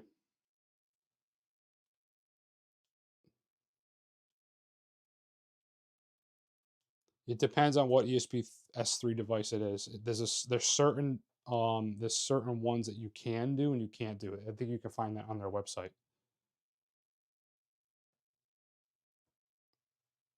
Yeah, I mean, if I get the Raspberry Pi Jack sent to the studio, we'll see. But again, I'm more than happy with the gadgets that I have right now to keep doing to keep diving deeper. Like my node, the easy DIY node clusters. I try to promote things that are easy to do, and then if you guys want to watch that stuff, there's the other content creators are covering that stuff really well. So I don't feel like saturating the environment because I feel like I sometimes my stuff can drown some people out, and I don't think that's fair.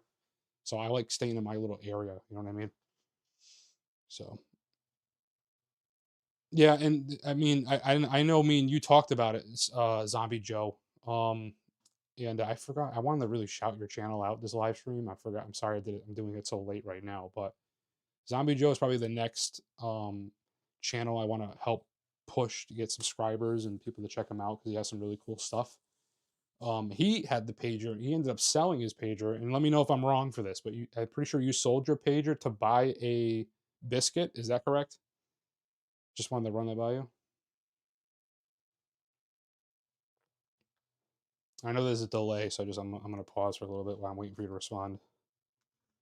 I think you sold your pager, right? I'm gonna throw his YouTube channel out there. Yep, please. Yeah, and I was supposed to shout him out the other live stream too. Like I'm gonna focus on trying to get him up to 1,000 subscribers if he hasn't gotten there yet. Yeah, so he sold it too. See, that's the thing, and that's where I'm at too. If Darren didn't send me that pager, I would probably not get rid of it. Probably would sell it to give it away.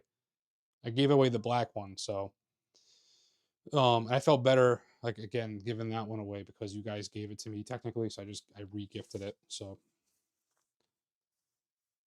Yeah, I would. If I mean, I'm sentimental as well. I would hold on to that gift from Darren. That's pretty cool, man. yeah, like, and especially like when I first started my YouTube channel, I had the Wi-Fi Pineapple Mark 7. It was one of the first devices I bought, like hacking gadgets. Like, oh, my first one I want to get into, and I liked it, but the problem was I couldn't like make videos on it because of the fact that YouTube was really hard on me in the beginning, like really hard on me. Like I almost lost my channel a couple times.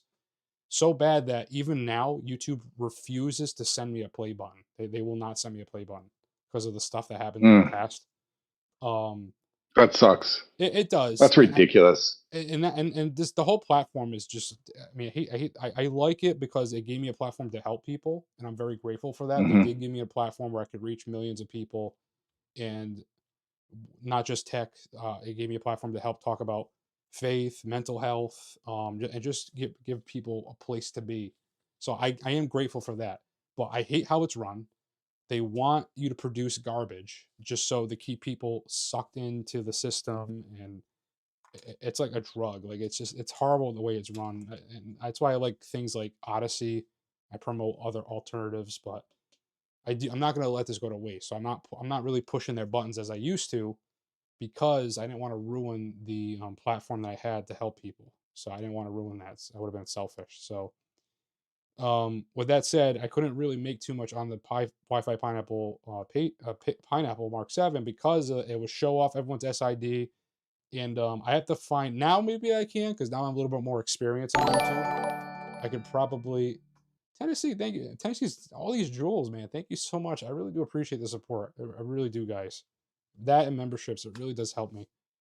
Um, but the I'm gonna get probably back into the pineapple because, like I said, I'm focusing more on reconnaissance and wireless communications. So, but it's just again going back. I'm sorry, I keep circling the pager. 2 years later, after I make my YouTube channel with the cybersecurity stuff, Darren himself, the founder of the pineapple, sends me one. I just that was like wow. I think that was like one of those like reality check moments. I was like, wow, that's a real. It just it made me feel good. Like it's like I for something like that to happen. So I mean, you got and if anything, hearing the messages that how I've helped you makes me feel good. But I mean, it's just that was just a great experience. So that's why I probably won't ever get rid of that pager. That'll be here because just for it's a sentimental trophy, I guess, or whatever you want to say. Heck yeah. Heck yeah. Yeah, I would want everybody pushing the ethical hacking movement.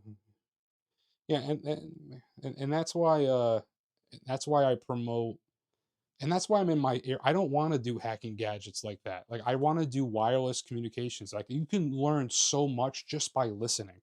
Cybersecurity starts at that level. Before you attack anything or you pen test anything, you have to understand your environment. And if you understand it well enough, you can be way more um not lethal, but way more, I mean, yes, I guess lethal, but more active or more efficient. Like if you understand your surroundings, every little bit of it, that's what I like. I want to be that level. I want to be the guy that looks and listens. It's a safe area to be in, and it's a safe area for me to teach you and promote. And because again, transmitting is one thing, and listening is another. So that's why I try to do stuff that won't get you in trouble.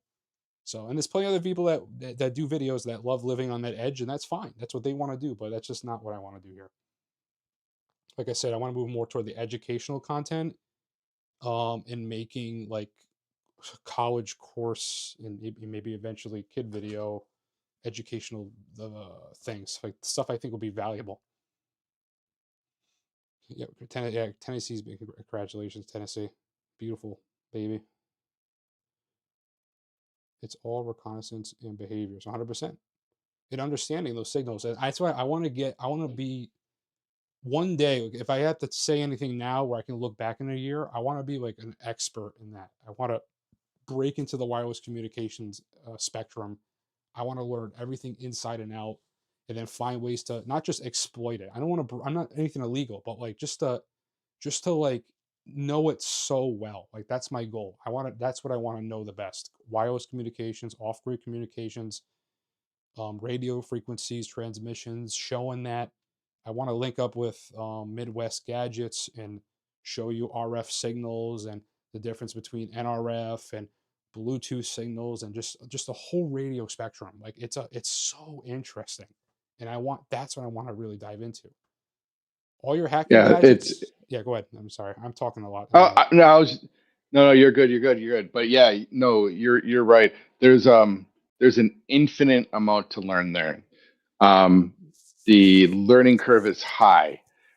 It's very, very helpful to have somebody show you the ropes. But oh man, like some of the rabbit holes you can go down are so incredibly cool. Yeah, I'm telling you, Yeah, yeah.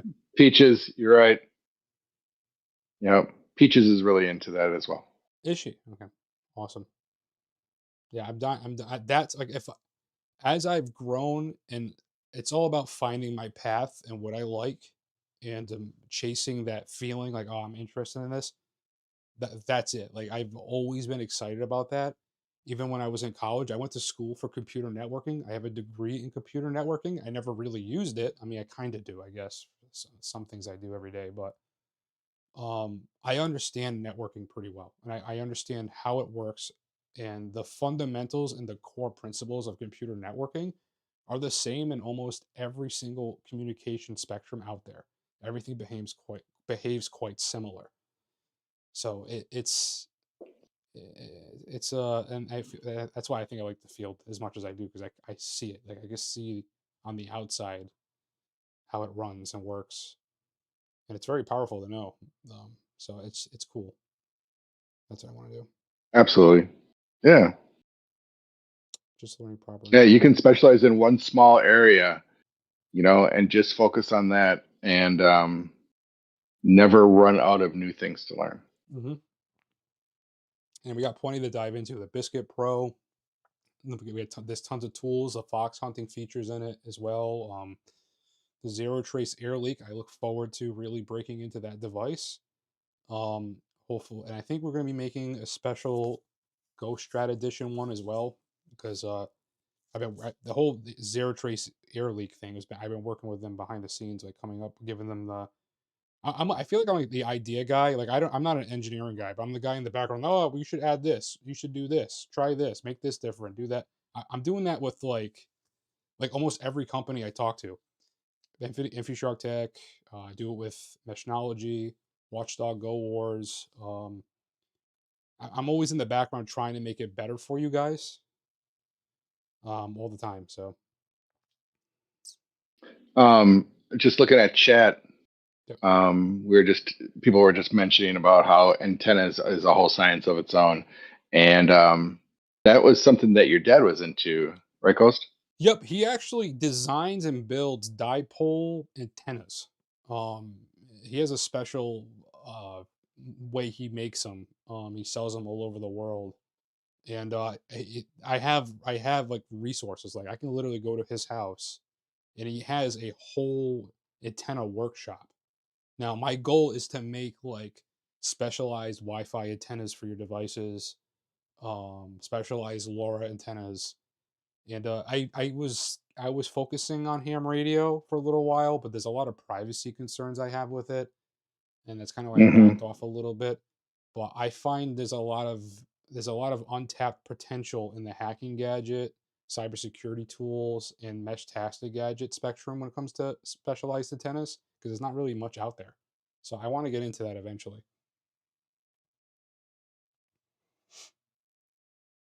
Yep. Just because you put a big antenna on something doesn't make it better. You need the right amperage. You got to make sure it has enough power going to the antenna. And there's a lot. Like there's a lot. It's a whole science in its own. So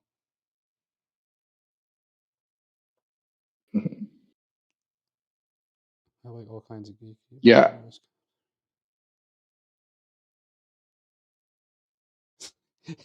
It's that kind Yeah. of passion that hurts. It's not. So that's kind of funny. I like that.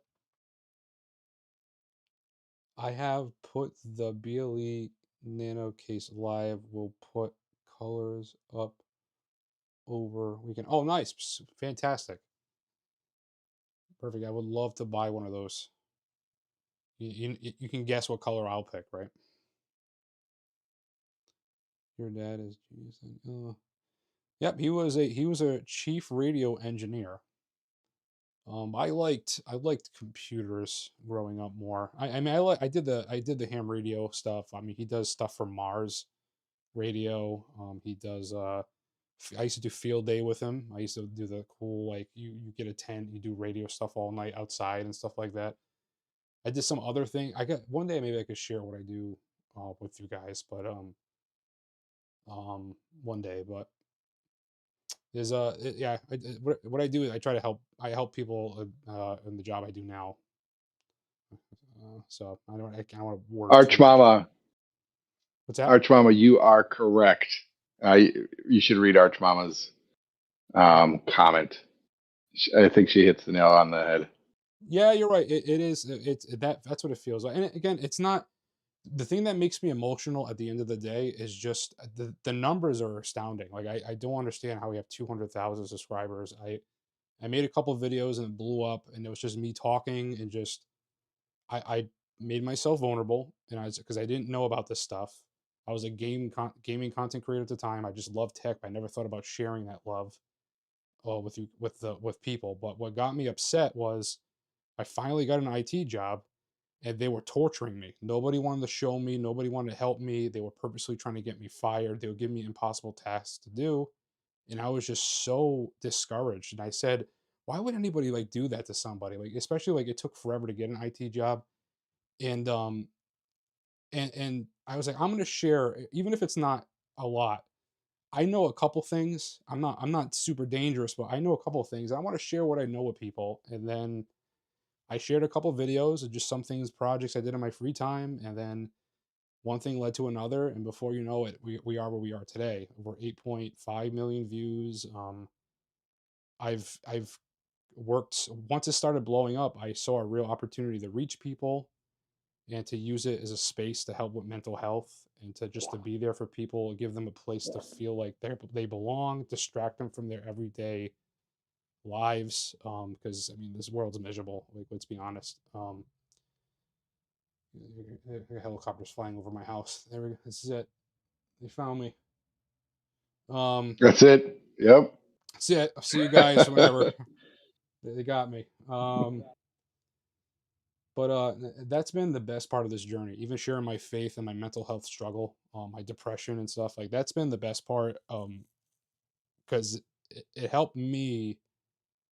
Helping people helps me. I don't know. I just that's how it's always been. I just how I've always been. I can't really help myself, but making those videos and seeing people and helping them and inspiring them, that's what makes all this worth it. So the numbers are great, and then I mean, I appreciate Darren sent me that, but when you get to a certain point on YouTube, you can't tell if people are just sending you things because they want to like they want promotion, or you know what I mean.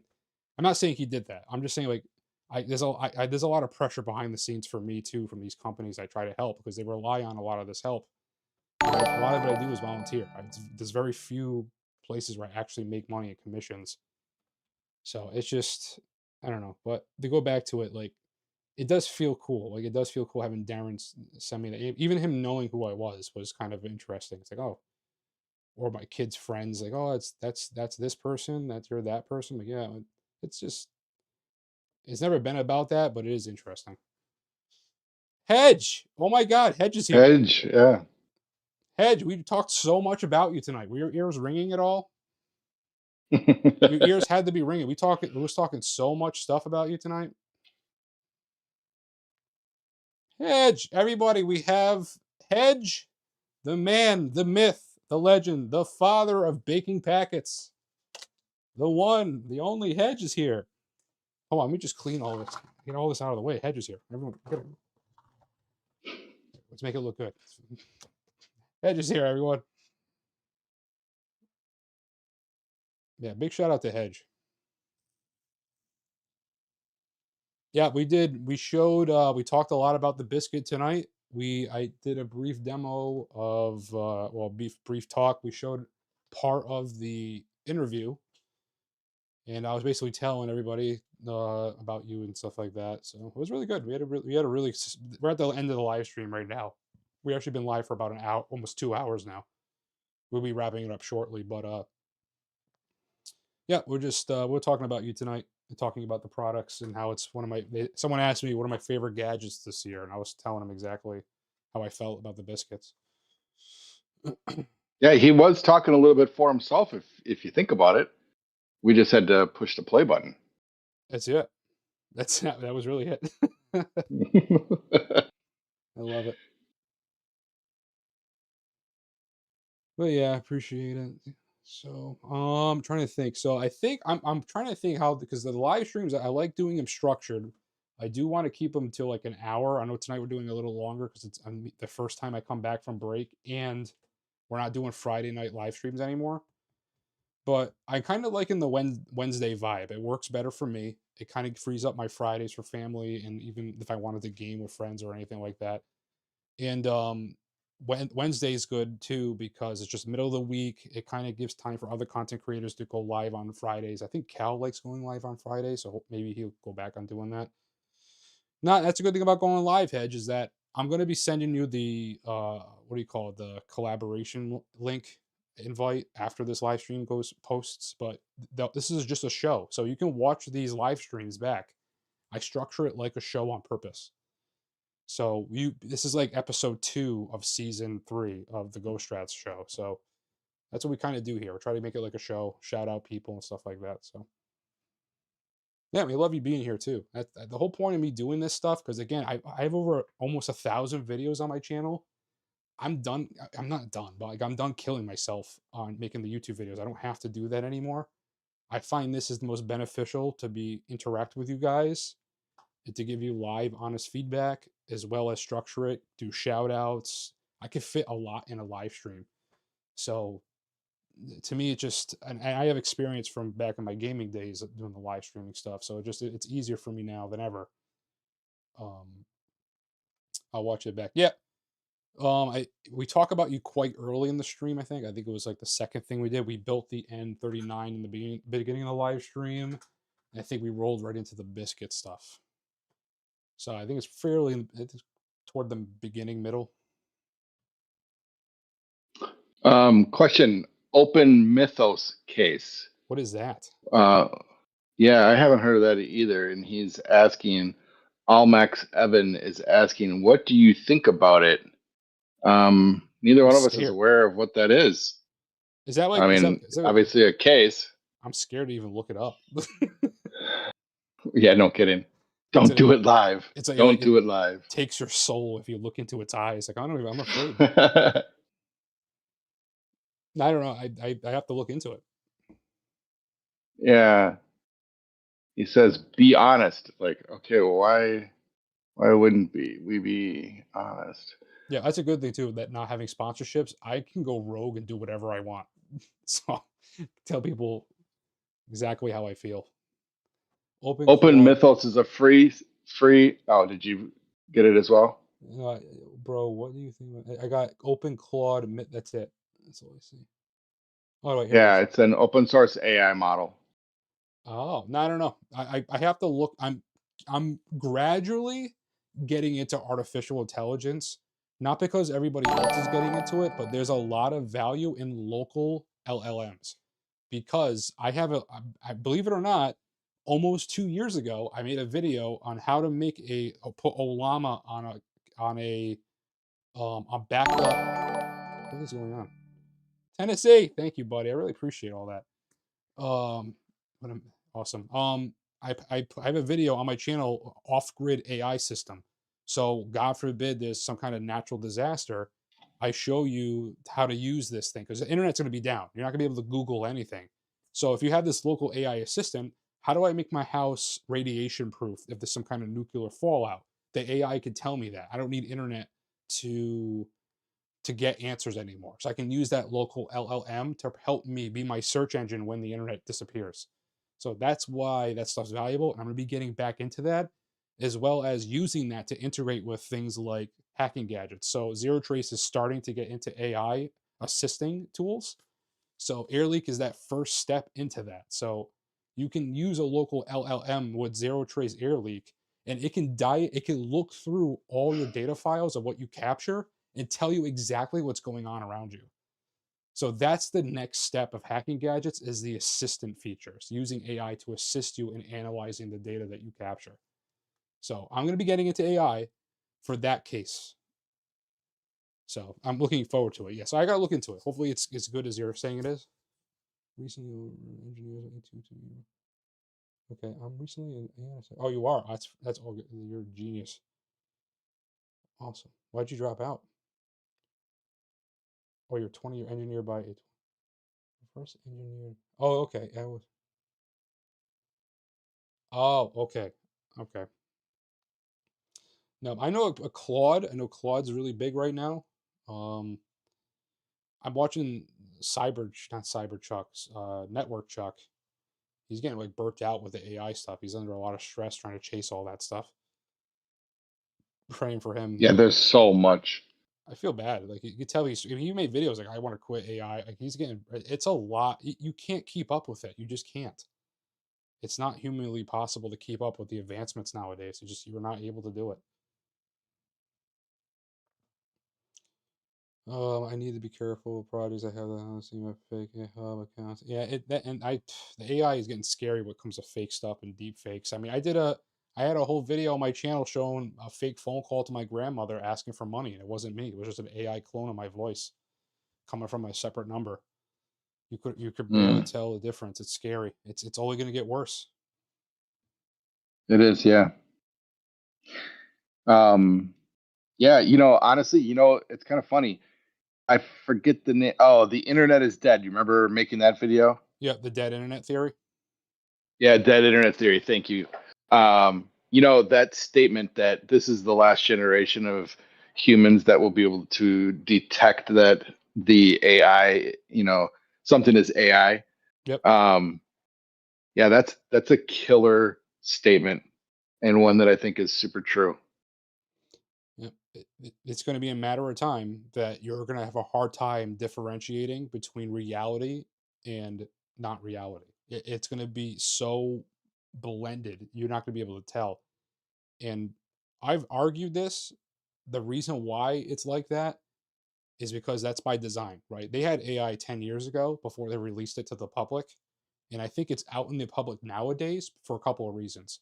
One in particular is because if you can't stop people from telling people the truth, putting stuff on social media saying this person did this, they're bad, and let's say it's true, right? Let's say a politician did something horrific, like they usually do. Apparently, they do something super horrific, and they blast them on the internet. That's on the news for like a week. But now, if you have artificial intelligence in the mix, and now you say, I can't tell if that's a deep fake or not, and then have 20 other videos of different perspectives showing the same thing but a little bit different, you don't know what to believe anymore. So now, as an average person, you can't believe even the truth anymore. You have to question what you hear and what you see. So everything is deceit. It's all based off of deception and confusion. So now you just say to yourself, I'm burnt out. I can't keep up with this. Even if it's true or not, I can't tell for sure. I don't care. And that's the sad reality we're in right now, I think, is that we're going to get to that point where we just so burnt out and we can't figure out what's true and what's not true, and that's by design. Then they can do whatever they want because there's going to be no accountability. For sure.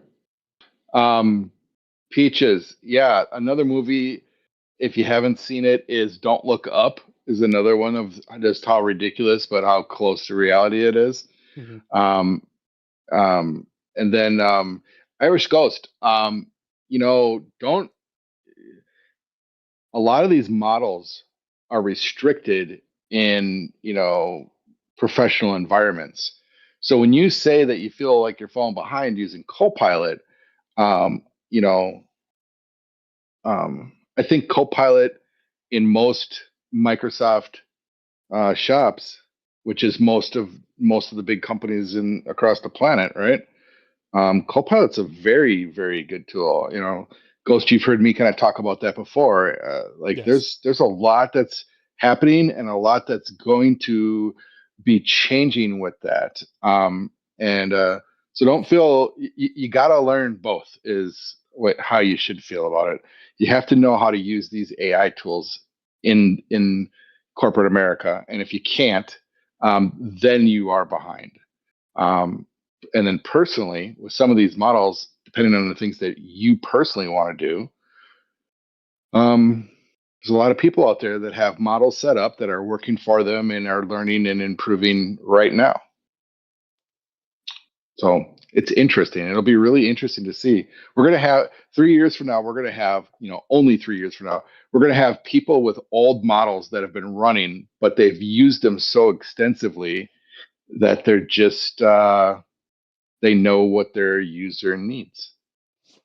Yeah, I mean, the data collection too. Like this AI is gonna help. Like, you're gonna have predictive behavior soon, where cameras will be able to analyze people's faces and kind of tell what their next move is going to be. It's going to get to that point where it's going to almost predict things before it happens. Not because it's magic, but just because probability and statistics, and just when you feed something so much data, eventually it can learn enough where you can you can be predictable. And especially humans, we're very repetitive. We're very routine based creatures. So not creatures. I shouldn't say creatures. We're just very routine based. That's how we are. That's our nature. That's what we are. We like having shortcuts. Mm-hmm. We like doing the same things. We're creatures of habit. I use that word again, but you get what I mean. Yep. Yeah, I mean, look at how many people are using them. They're feeding them a little bit of personal information about themselves. They talk about their family, their pets, important calendar dates to them, that kind of stuff. And these models are more than capable. The old models by today's standards, are more than capable of keeping up with that and just building on that history. Right now, I'm not aware of a tool that will allow me to take several years of conversations with one model and dump it into another model. And Until we start to figure out how to do that, which probably isn't that hard, but there might be licensing issues and whatnot. But regardless, until that happens, um, the ability to move into a new model will be easy, but wanting to do so will be hard. It's like having a phone. It's got all your apps, everything's configured, all your contacts, everything's there. Moving into a new phone can kind of be dreary. Like when I think about users at work, half of them don't want to move into a new laptop, right? Their No. old laptops working, but hey, it's out of warranty, time to go. But they look at it as just dreadful, dreary work to transition to a new device. Hmm. Um, who wants to start over with years and years and years of a model knowing, all the little stuff about you? It feels like a domestic relationship. Like it feels, you feel attached to this artificial thing, and like because it knows you so well, and you don't want to retrain something else. I'm stuck with Yeah, ChatGPT because it just knows me so well. yeah. I can't go to Gemini because it just doesn't. You can't figure me out. Like ChatGPT just gets me. As toxic as our Well, relationship can be sometimes, it's so hard for me to get away. You see what it's doing to me? well, yeah, absolutely. But but think about your 3-year-old child having voice talks with any particular model, Yep. and then as your daughter gets older, you can go back and look at those questions, and so can she. Like, AI is so young, we haven't hit these kind of problems. Like how people are on their phone, right? It's like, oh, all my text messages, can those go to my new phone? Like, I don't want to lose all of that text history, right? Hmm. We're going to have model problems, and they're going to be in the terabytes of information.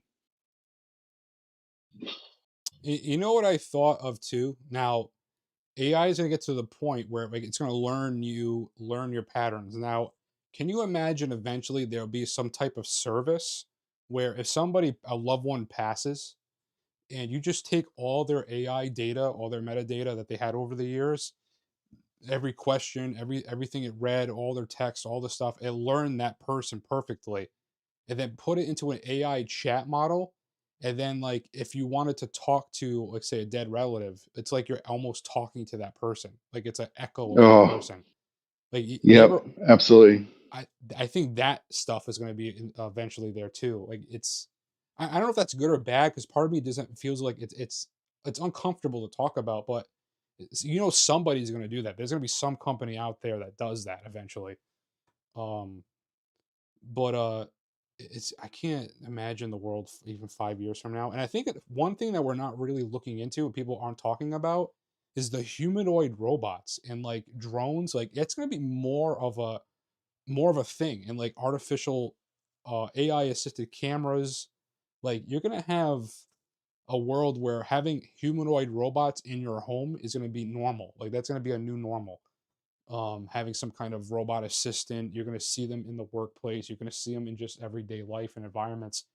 I think that's gonna be more normalized in the next 5 years. I think you're gonna see a lot of that soon. Actually, even Hmm. quicker than 5 years. So I I think agree.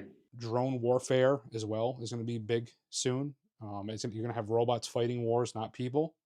That's right around the corner. That's not a years from now. I think that's like half a year. Like you're right there. China's already doing it. They already have complete Android squads. Like they have robots, robot dogs, drones. Like they have a whole system. Like it's scary, and it's going to turn into that eventually. How do you? It's not. It's like the Terminator. It's like that's exactly what we're building. You got one of those lawnmower bot. I love it. I thought about getting that too. I want the I drone wish they're surveillance just in so my house. expensive. Go ahead. Those lawnmower bots, they're pricey, man. Yeah, I think they're like $2,000. I saw it at Lowe's the other day. I think it's like $2,000 for like the entry level. Yeah. Peaches. Yeah, I agree with you. It'll be interesting to see what happens. Like this stuff is all so new. We just don't know. But that's a great point. If you're not seeing it, Ghost, I don't. She's saying I don't think that's a good idea or a good thing because then the value of a person's presence is not going to be appreciated. And you were talking about like, hey, this is my grandfather's account, but he's no longer here. Um, that can be, you know, a good thing that we still have that to listen to, or maybe maybe we don't have the same appreciation for people when we can just kind of replicate them. Yeah, I don't know. I think that's going to be a big problem, and I think yes, I think people now on YouTube, like I think there's a beauty in imperfection now. I think artificial intelligence tries too hard to be too perfect, and I think it makes us humans feel a little bit more uncomfortable when you see something that's like too well done. And I think we're gravitating more than ever toward more simplistic, more uncomfortable content. Like even just somebody holding a phone, a YouTube video rather than somebody with a professional setup, you might want to watch the more unprofessional setup because it feels more comfortable, something you can relate to a little bit more. That imperfection, the beauty in imperfection, and the human Hmm. touch. So I just when things become too artificial and too perfect, it is going to be a problem. But I don't think manufacturers, I don't think businesses, corporations are going to care at all about how you feel. I think they're going to go what's the I most agree. cost effective thing. And by the way, this whole thing of we're bringing jobs back to America, we're bringing factories back. Yeah, not because they're going to put people in those jobs, because we're taking them back to America because now it's going to be cheaper to run the androids than someone to work there. Before it was cheaper to send it over to Absolutely. China. Now it's going to be cheaper for androids to do it. They're not doing it because they care about you, not one bit. Yeah, and not to sound horrible, but Peaches, when you say, a person's present isn't going to be appreciated, we need to wait and see. Maybe there is a market for just that. Maybe there's like, hey, I like this person, but I don't need them around. And now I can create them and I don't really need to have them around anymore. I think so too, but I think that the unfortunate reality is that the companies that do move that cold, heartless route, that go completely humanless, or they just get rid of that human touch or that customer service, they're going to outpace and drown anybody else that doesn't follow suit. I think that's what's going to happen. But we'll see. I Yeah. mean, I would love to see companies say we hire humans and we believe in the human touch, but the companies that don't are going to outpace them and then suffocate them until they don't exist anymore. Yeah. We did have a question, Ghost, for you. And I'm trying to find a question for Ghost. Can I make a do-it-yourself tool with USB 3.0, Wi-Fi 5, and Bluetooth 3 to replicate Flipper Zero without the extra BS features by Flipper Zero? T embed? Or I mean, I was gonna say Kisu, we'll see. Highboy. Highboy if it comes out. I mean, I'm super I'm Yeah, bugging now about Kickstarters. Like I believe in Highboy, but like the whole interrupt thing has got me like a little like shook a little bit. 'Cause without a question of a doubt. um, but to answer your question, I think if you're looking for a Flipper Zero alternative, a DIY, I think the T embed with the Bruce firmware is probably your best bet. If you're looking for an alternative that's a quarter of the price of a Flipper, I recommend that. At least that first. Or a Bailey Shark Nano. I mean, the Kishu, like he said, but a DIY, cost effective and flexible, probably the T embed plus. Make sure you get the plus model because that has the NRF capabilities. Towers do it. Dude, I want a Highboy bad. Yeah, me too. I was supposed to get one in April, the prototype, but I think I gotta talk to them again. Let's see. I gotta check in with them. They're doing great jobs advancing it.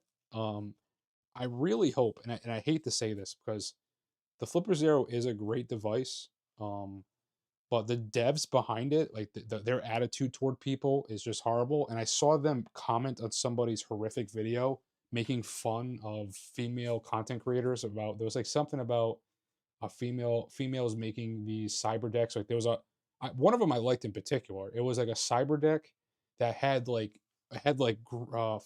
foliage in it. Like it was like mixed with like earth and like I love seeing tech mixed with art. It's just something I've always been passionate about. And this guy was ripping into it, like, "Oh, look at these people ruining this space, blah blah blah." And then Flipper like commented like, "Oh yeah, well, they should like something along that lines." I was like, "This is they're like it's like one thing after another." Like I try to like give the Flipper devs the benefit of doubt, but when they when they entertain stuff like that, it's just disgusting. So I can't I support agree. them. Yeah, 100%. 100%. I don't know why anyone would slight. It's like the whole point of a cyber deck is for you, the end user, to bring out your creativity, Yeah. and for, a cyber deck that I love might be one that you're just like, what's the point of that? And it's like, hey, guess what? It doesn't matter. Like, if it works for you, that's a great cyber deck. Build it, run it, They have make fun. cyber decks like this, like where it's the all-in-one keyboard and then the screen. I mean, these are cool, but like those DIYs where you put that little bit more like artistic twist to it, like, I just think that's so cool. I mean, we made a cyber deck out of a Fire tablet last year. I mean, how simplistic, right? Like it doesn't have to be complicated and all this super technical. You can make it work. I mean, I don't know. I find, especially when it just bothered. I didn't want to educate. I didn't want to even entertain, like even say make a post fighting back because that's probably they want rage bait anyway. I'm not gonna entertain that, but like it irked me, and it's still something that bothers me now and then. I'm just thinking randomly about what they said about that those female competent curators. It just made me so mad. But I don't know. It's just I just think that we should always be uplifting one another, especially in this space. Is that the kind of Agreed. passion that hurts? Yeah, I guess it does. Yeah, That's probably my best comment I heard today. It's a type of passion that hurts. I love it. I love that because it's directly calling back to one of her earlier comments. Yeah, I love it. But it's been over 2 hours, and I actually have work tomorrow. I gotta. It's kind of weird that it's not a Friday night, but we're gonna probably wrap up the live stream here. So I'm loving the structure we're doing now. We come into the live stream. I'm gonna work on doing some kind of DIY put together live kit where you guys watch me fail 90% of the time and get. I'll just keep doing that, and then we'll roll into a project or an interview, or we'll watch somebody's video. Maybe we'll do a shout out, or we'll look at stuff together. As of right now, we're gonna do every Wednesday. And if I feel like maybe like we're kind of like maybe it's gonna be it's gonna be every Wednesday or every other Wednesday we'll have these live streams. But I'm gonna shoot for every Wednesday. I'm gonna really focus on these shows, these live shows, for interaction purposes and just stuff in general. I want to do like full projects with you guys, and maybe like I'll tell you during the week, hey guys, if you want to build a DIY kit with me live, let's do it together live. We're gonna do like a live class. I'll get a T embeds. I'll get a CC. I'm sorry, I keep saying the wrong devices. Let's get everybody bring your T dongles for the next live stream. All right, we're all gonna build a DIY biscuit this live stream. All right, everyone get your T dongles out. Everyone plug it into the computer. Hold the button down. All right, let's move on to the next step. I think I'm gonna be doing that soon. Like I think I want to do live interaction things with you guys. I'll try to tell you guys ahead of time so you guys can get the tools and stuff that you want or have. Or if you guys already have a T embed or you already have a T display, we'll do cheap. We'll start with cheap stuff. Like I want to do cheap stuff, but we'll work together. I think I want to do live interaction projects. So we're gonna work on that. Like I want to make these shows educational, fun, a hangout, and an opportunity to shout out people that deserve it and hang out. So that's what I want to do. As of right now, it's every Wednesday. Friday nights, I might be gaming on Twitch. I've been kind of bringing back the gaming content a little bit on there, as well as on the secondary channel. If you guys want to play games with me, let me know. I'm down to play games with you guys too. Yeah, so I feel good. Like this is the new me, I guess. I'm not chasing new things. If they want to come to my studio, they can come. I'm only chasing things that I think are beneficial to you guys. I want to dive deep in the things that I think are most valuable.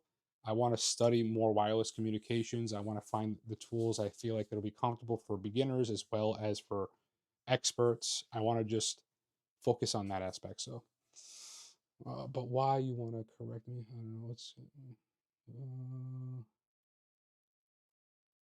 Yep, sounds great. Yep, awesome. So, all right, so we'll end the live stream around here. Anybody have any last questions or anything? How do you guys like the structure? What are you guys thinking? I appreciate all you guys coming on a Wednesday night too. I know it's different than a Friday night, but it kind of gives us like a midweek. Like we made it through half the week already. Let's go. Let's finish the rest of the week strong. I appreciate the support, guys. Thank you, Peaches. That means a lot. Prompt engineering, feeling, man. So, when it comes to prompts, here's the thing. I've said this many times before.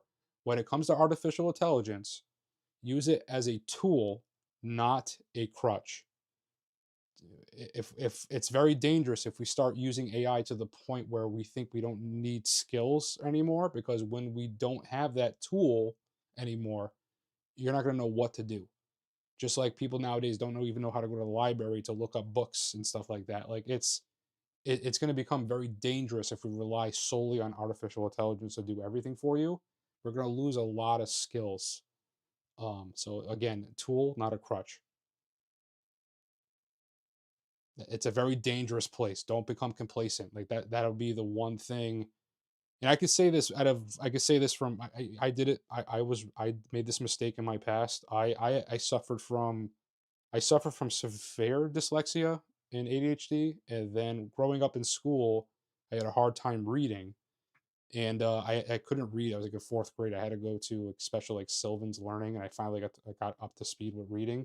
But my thing I did wrong was I said to myself, I don't need to learn the spell. I'll just have computers spell for me. I'll just use spell check.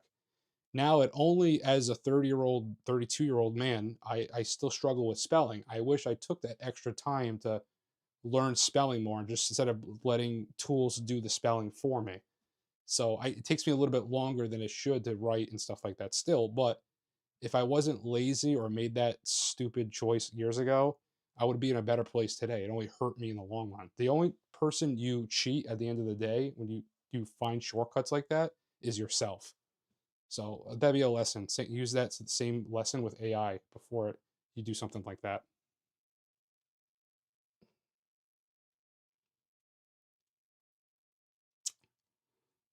Sure. Yeah.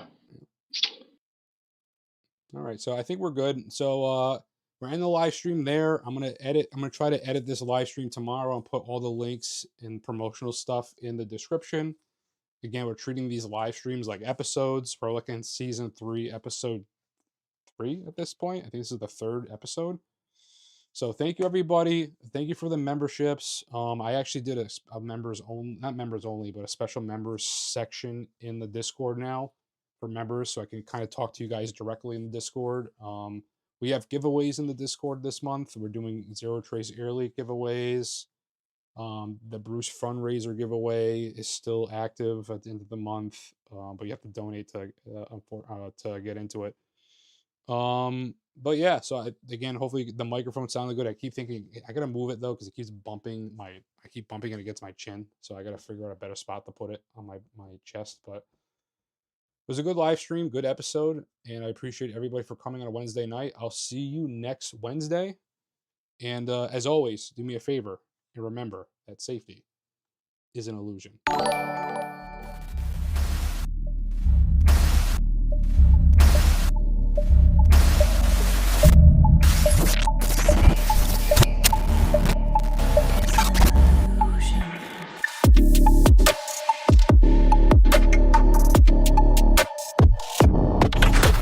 Is it muted?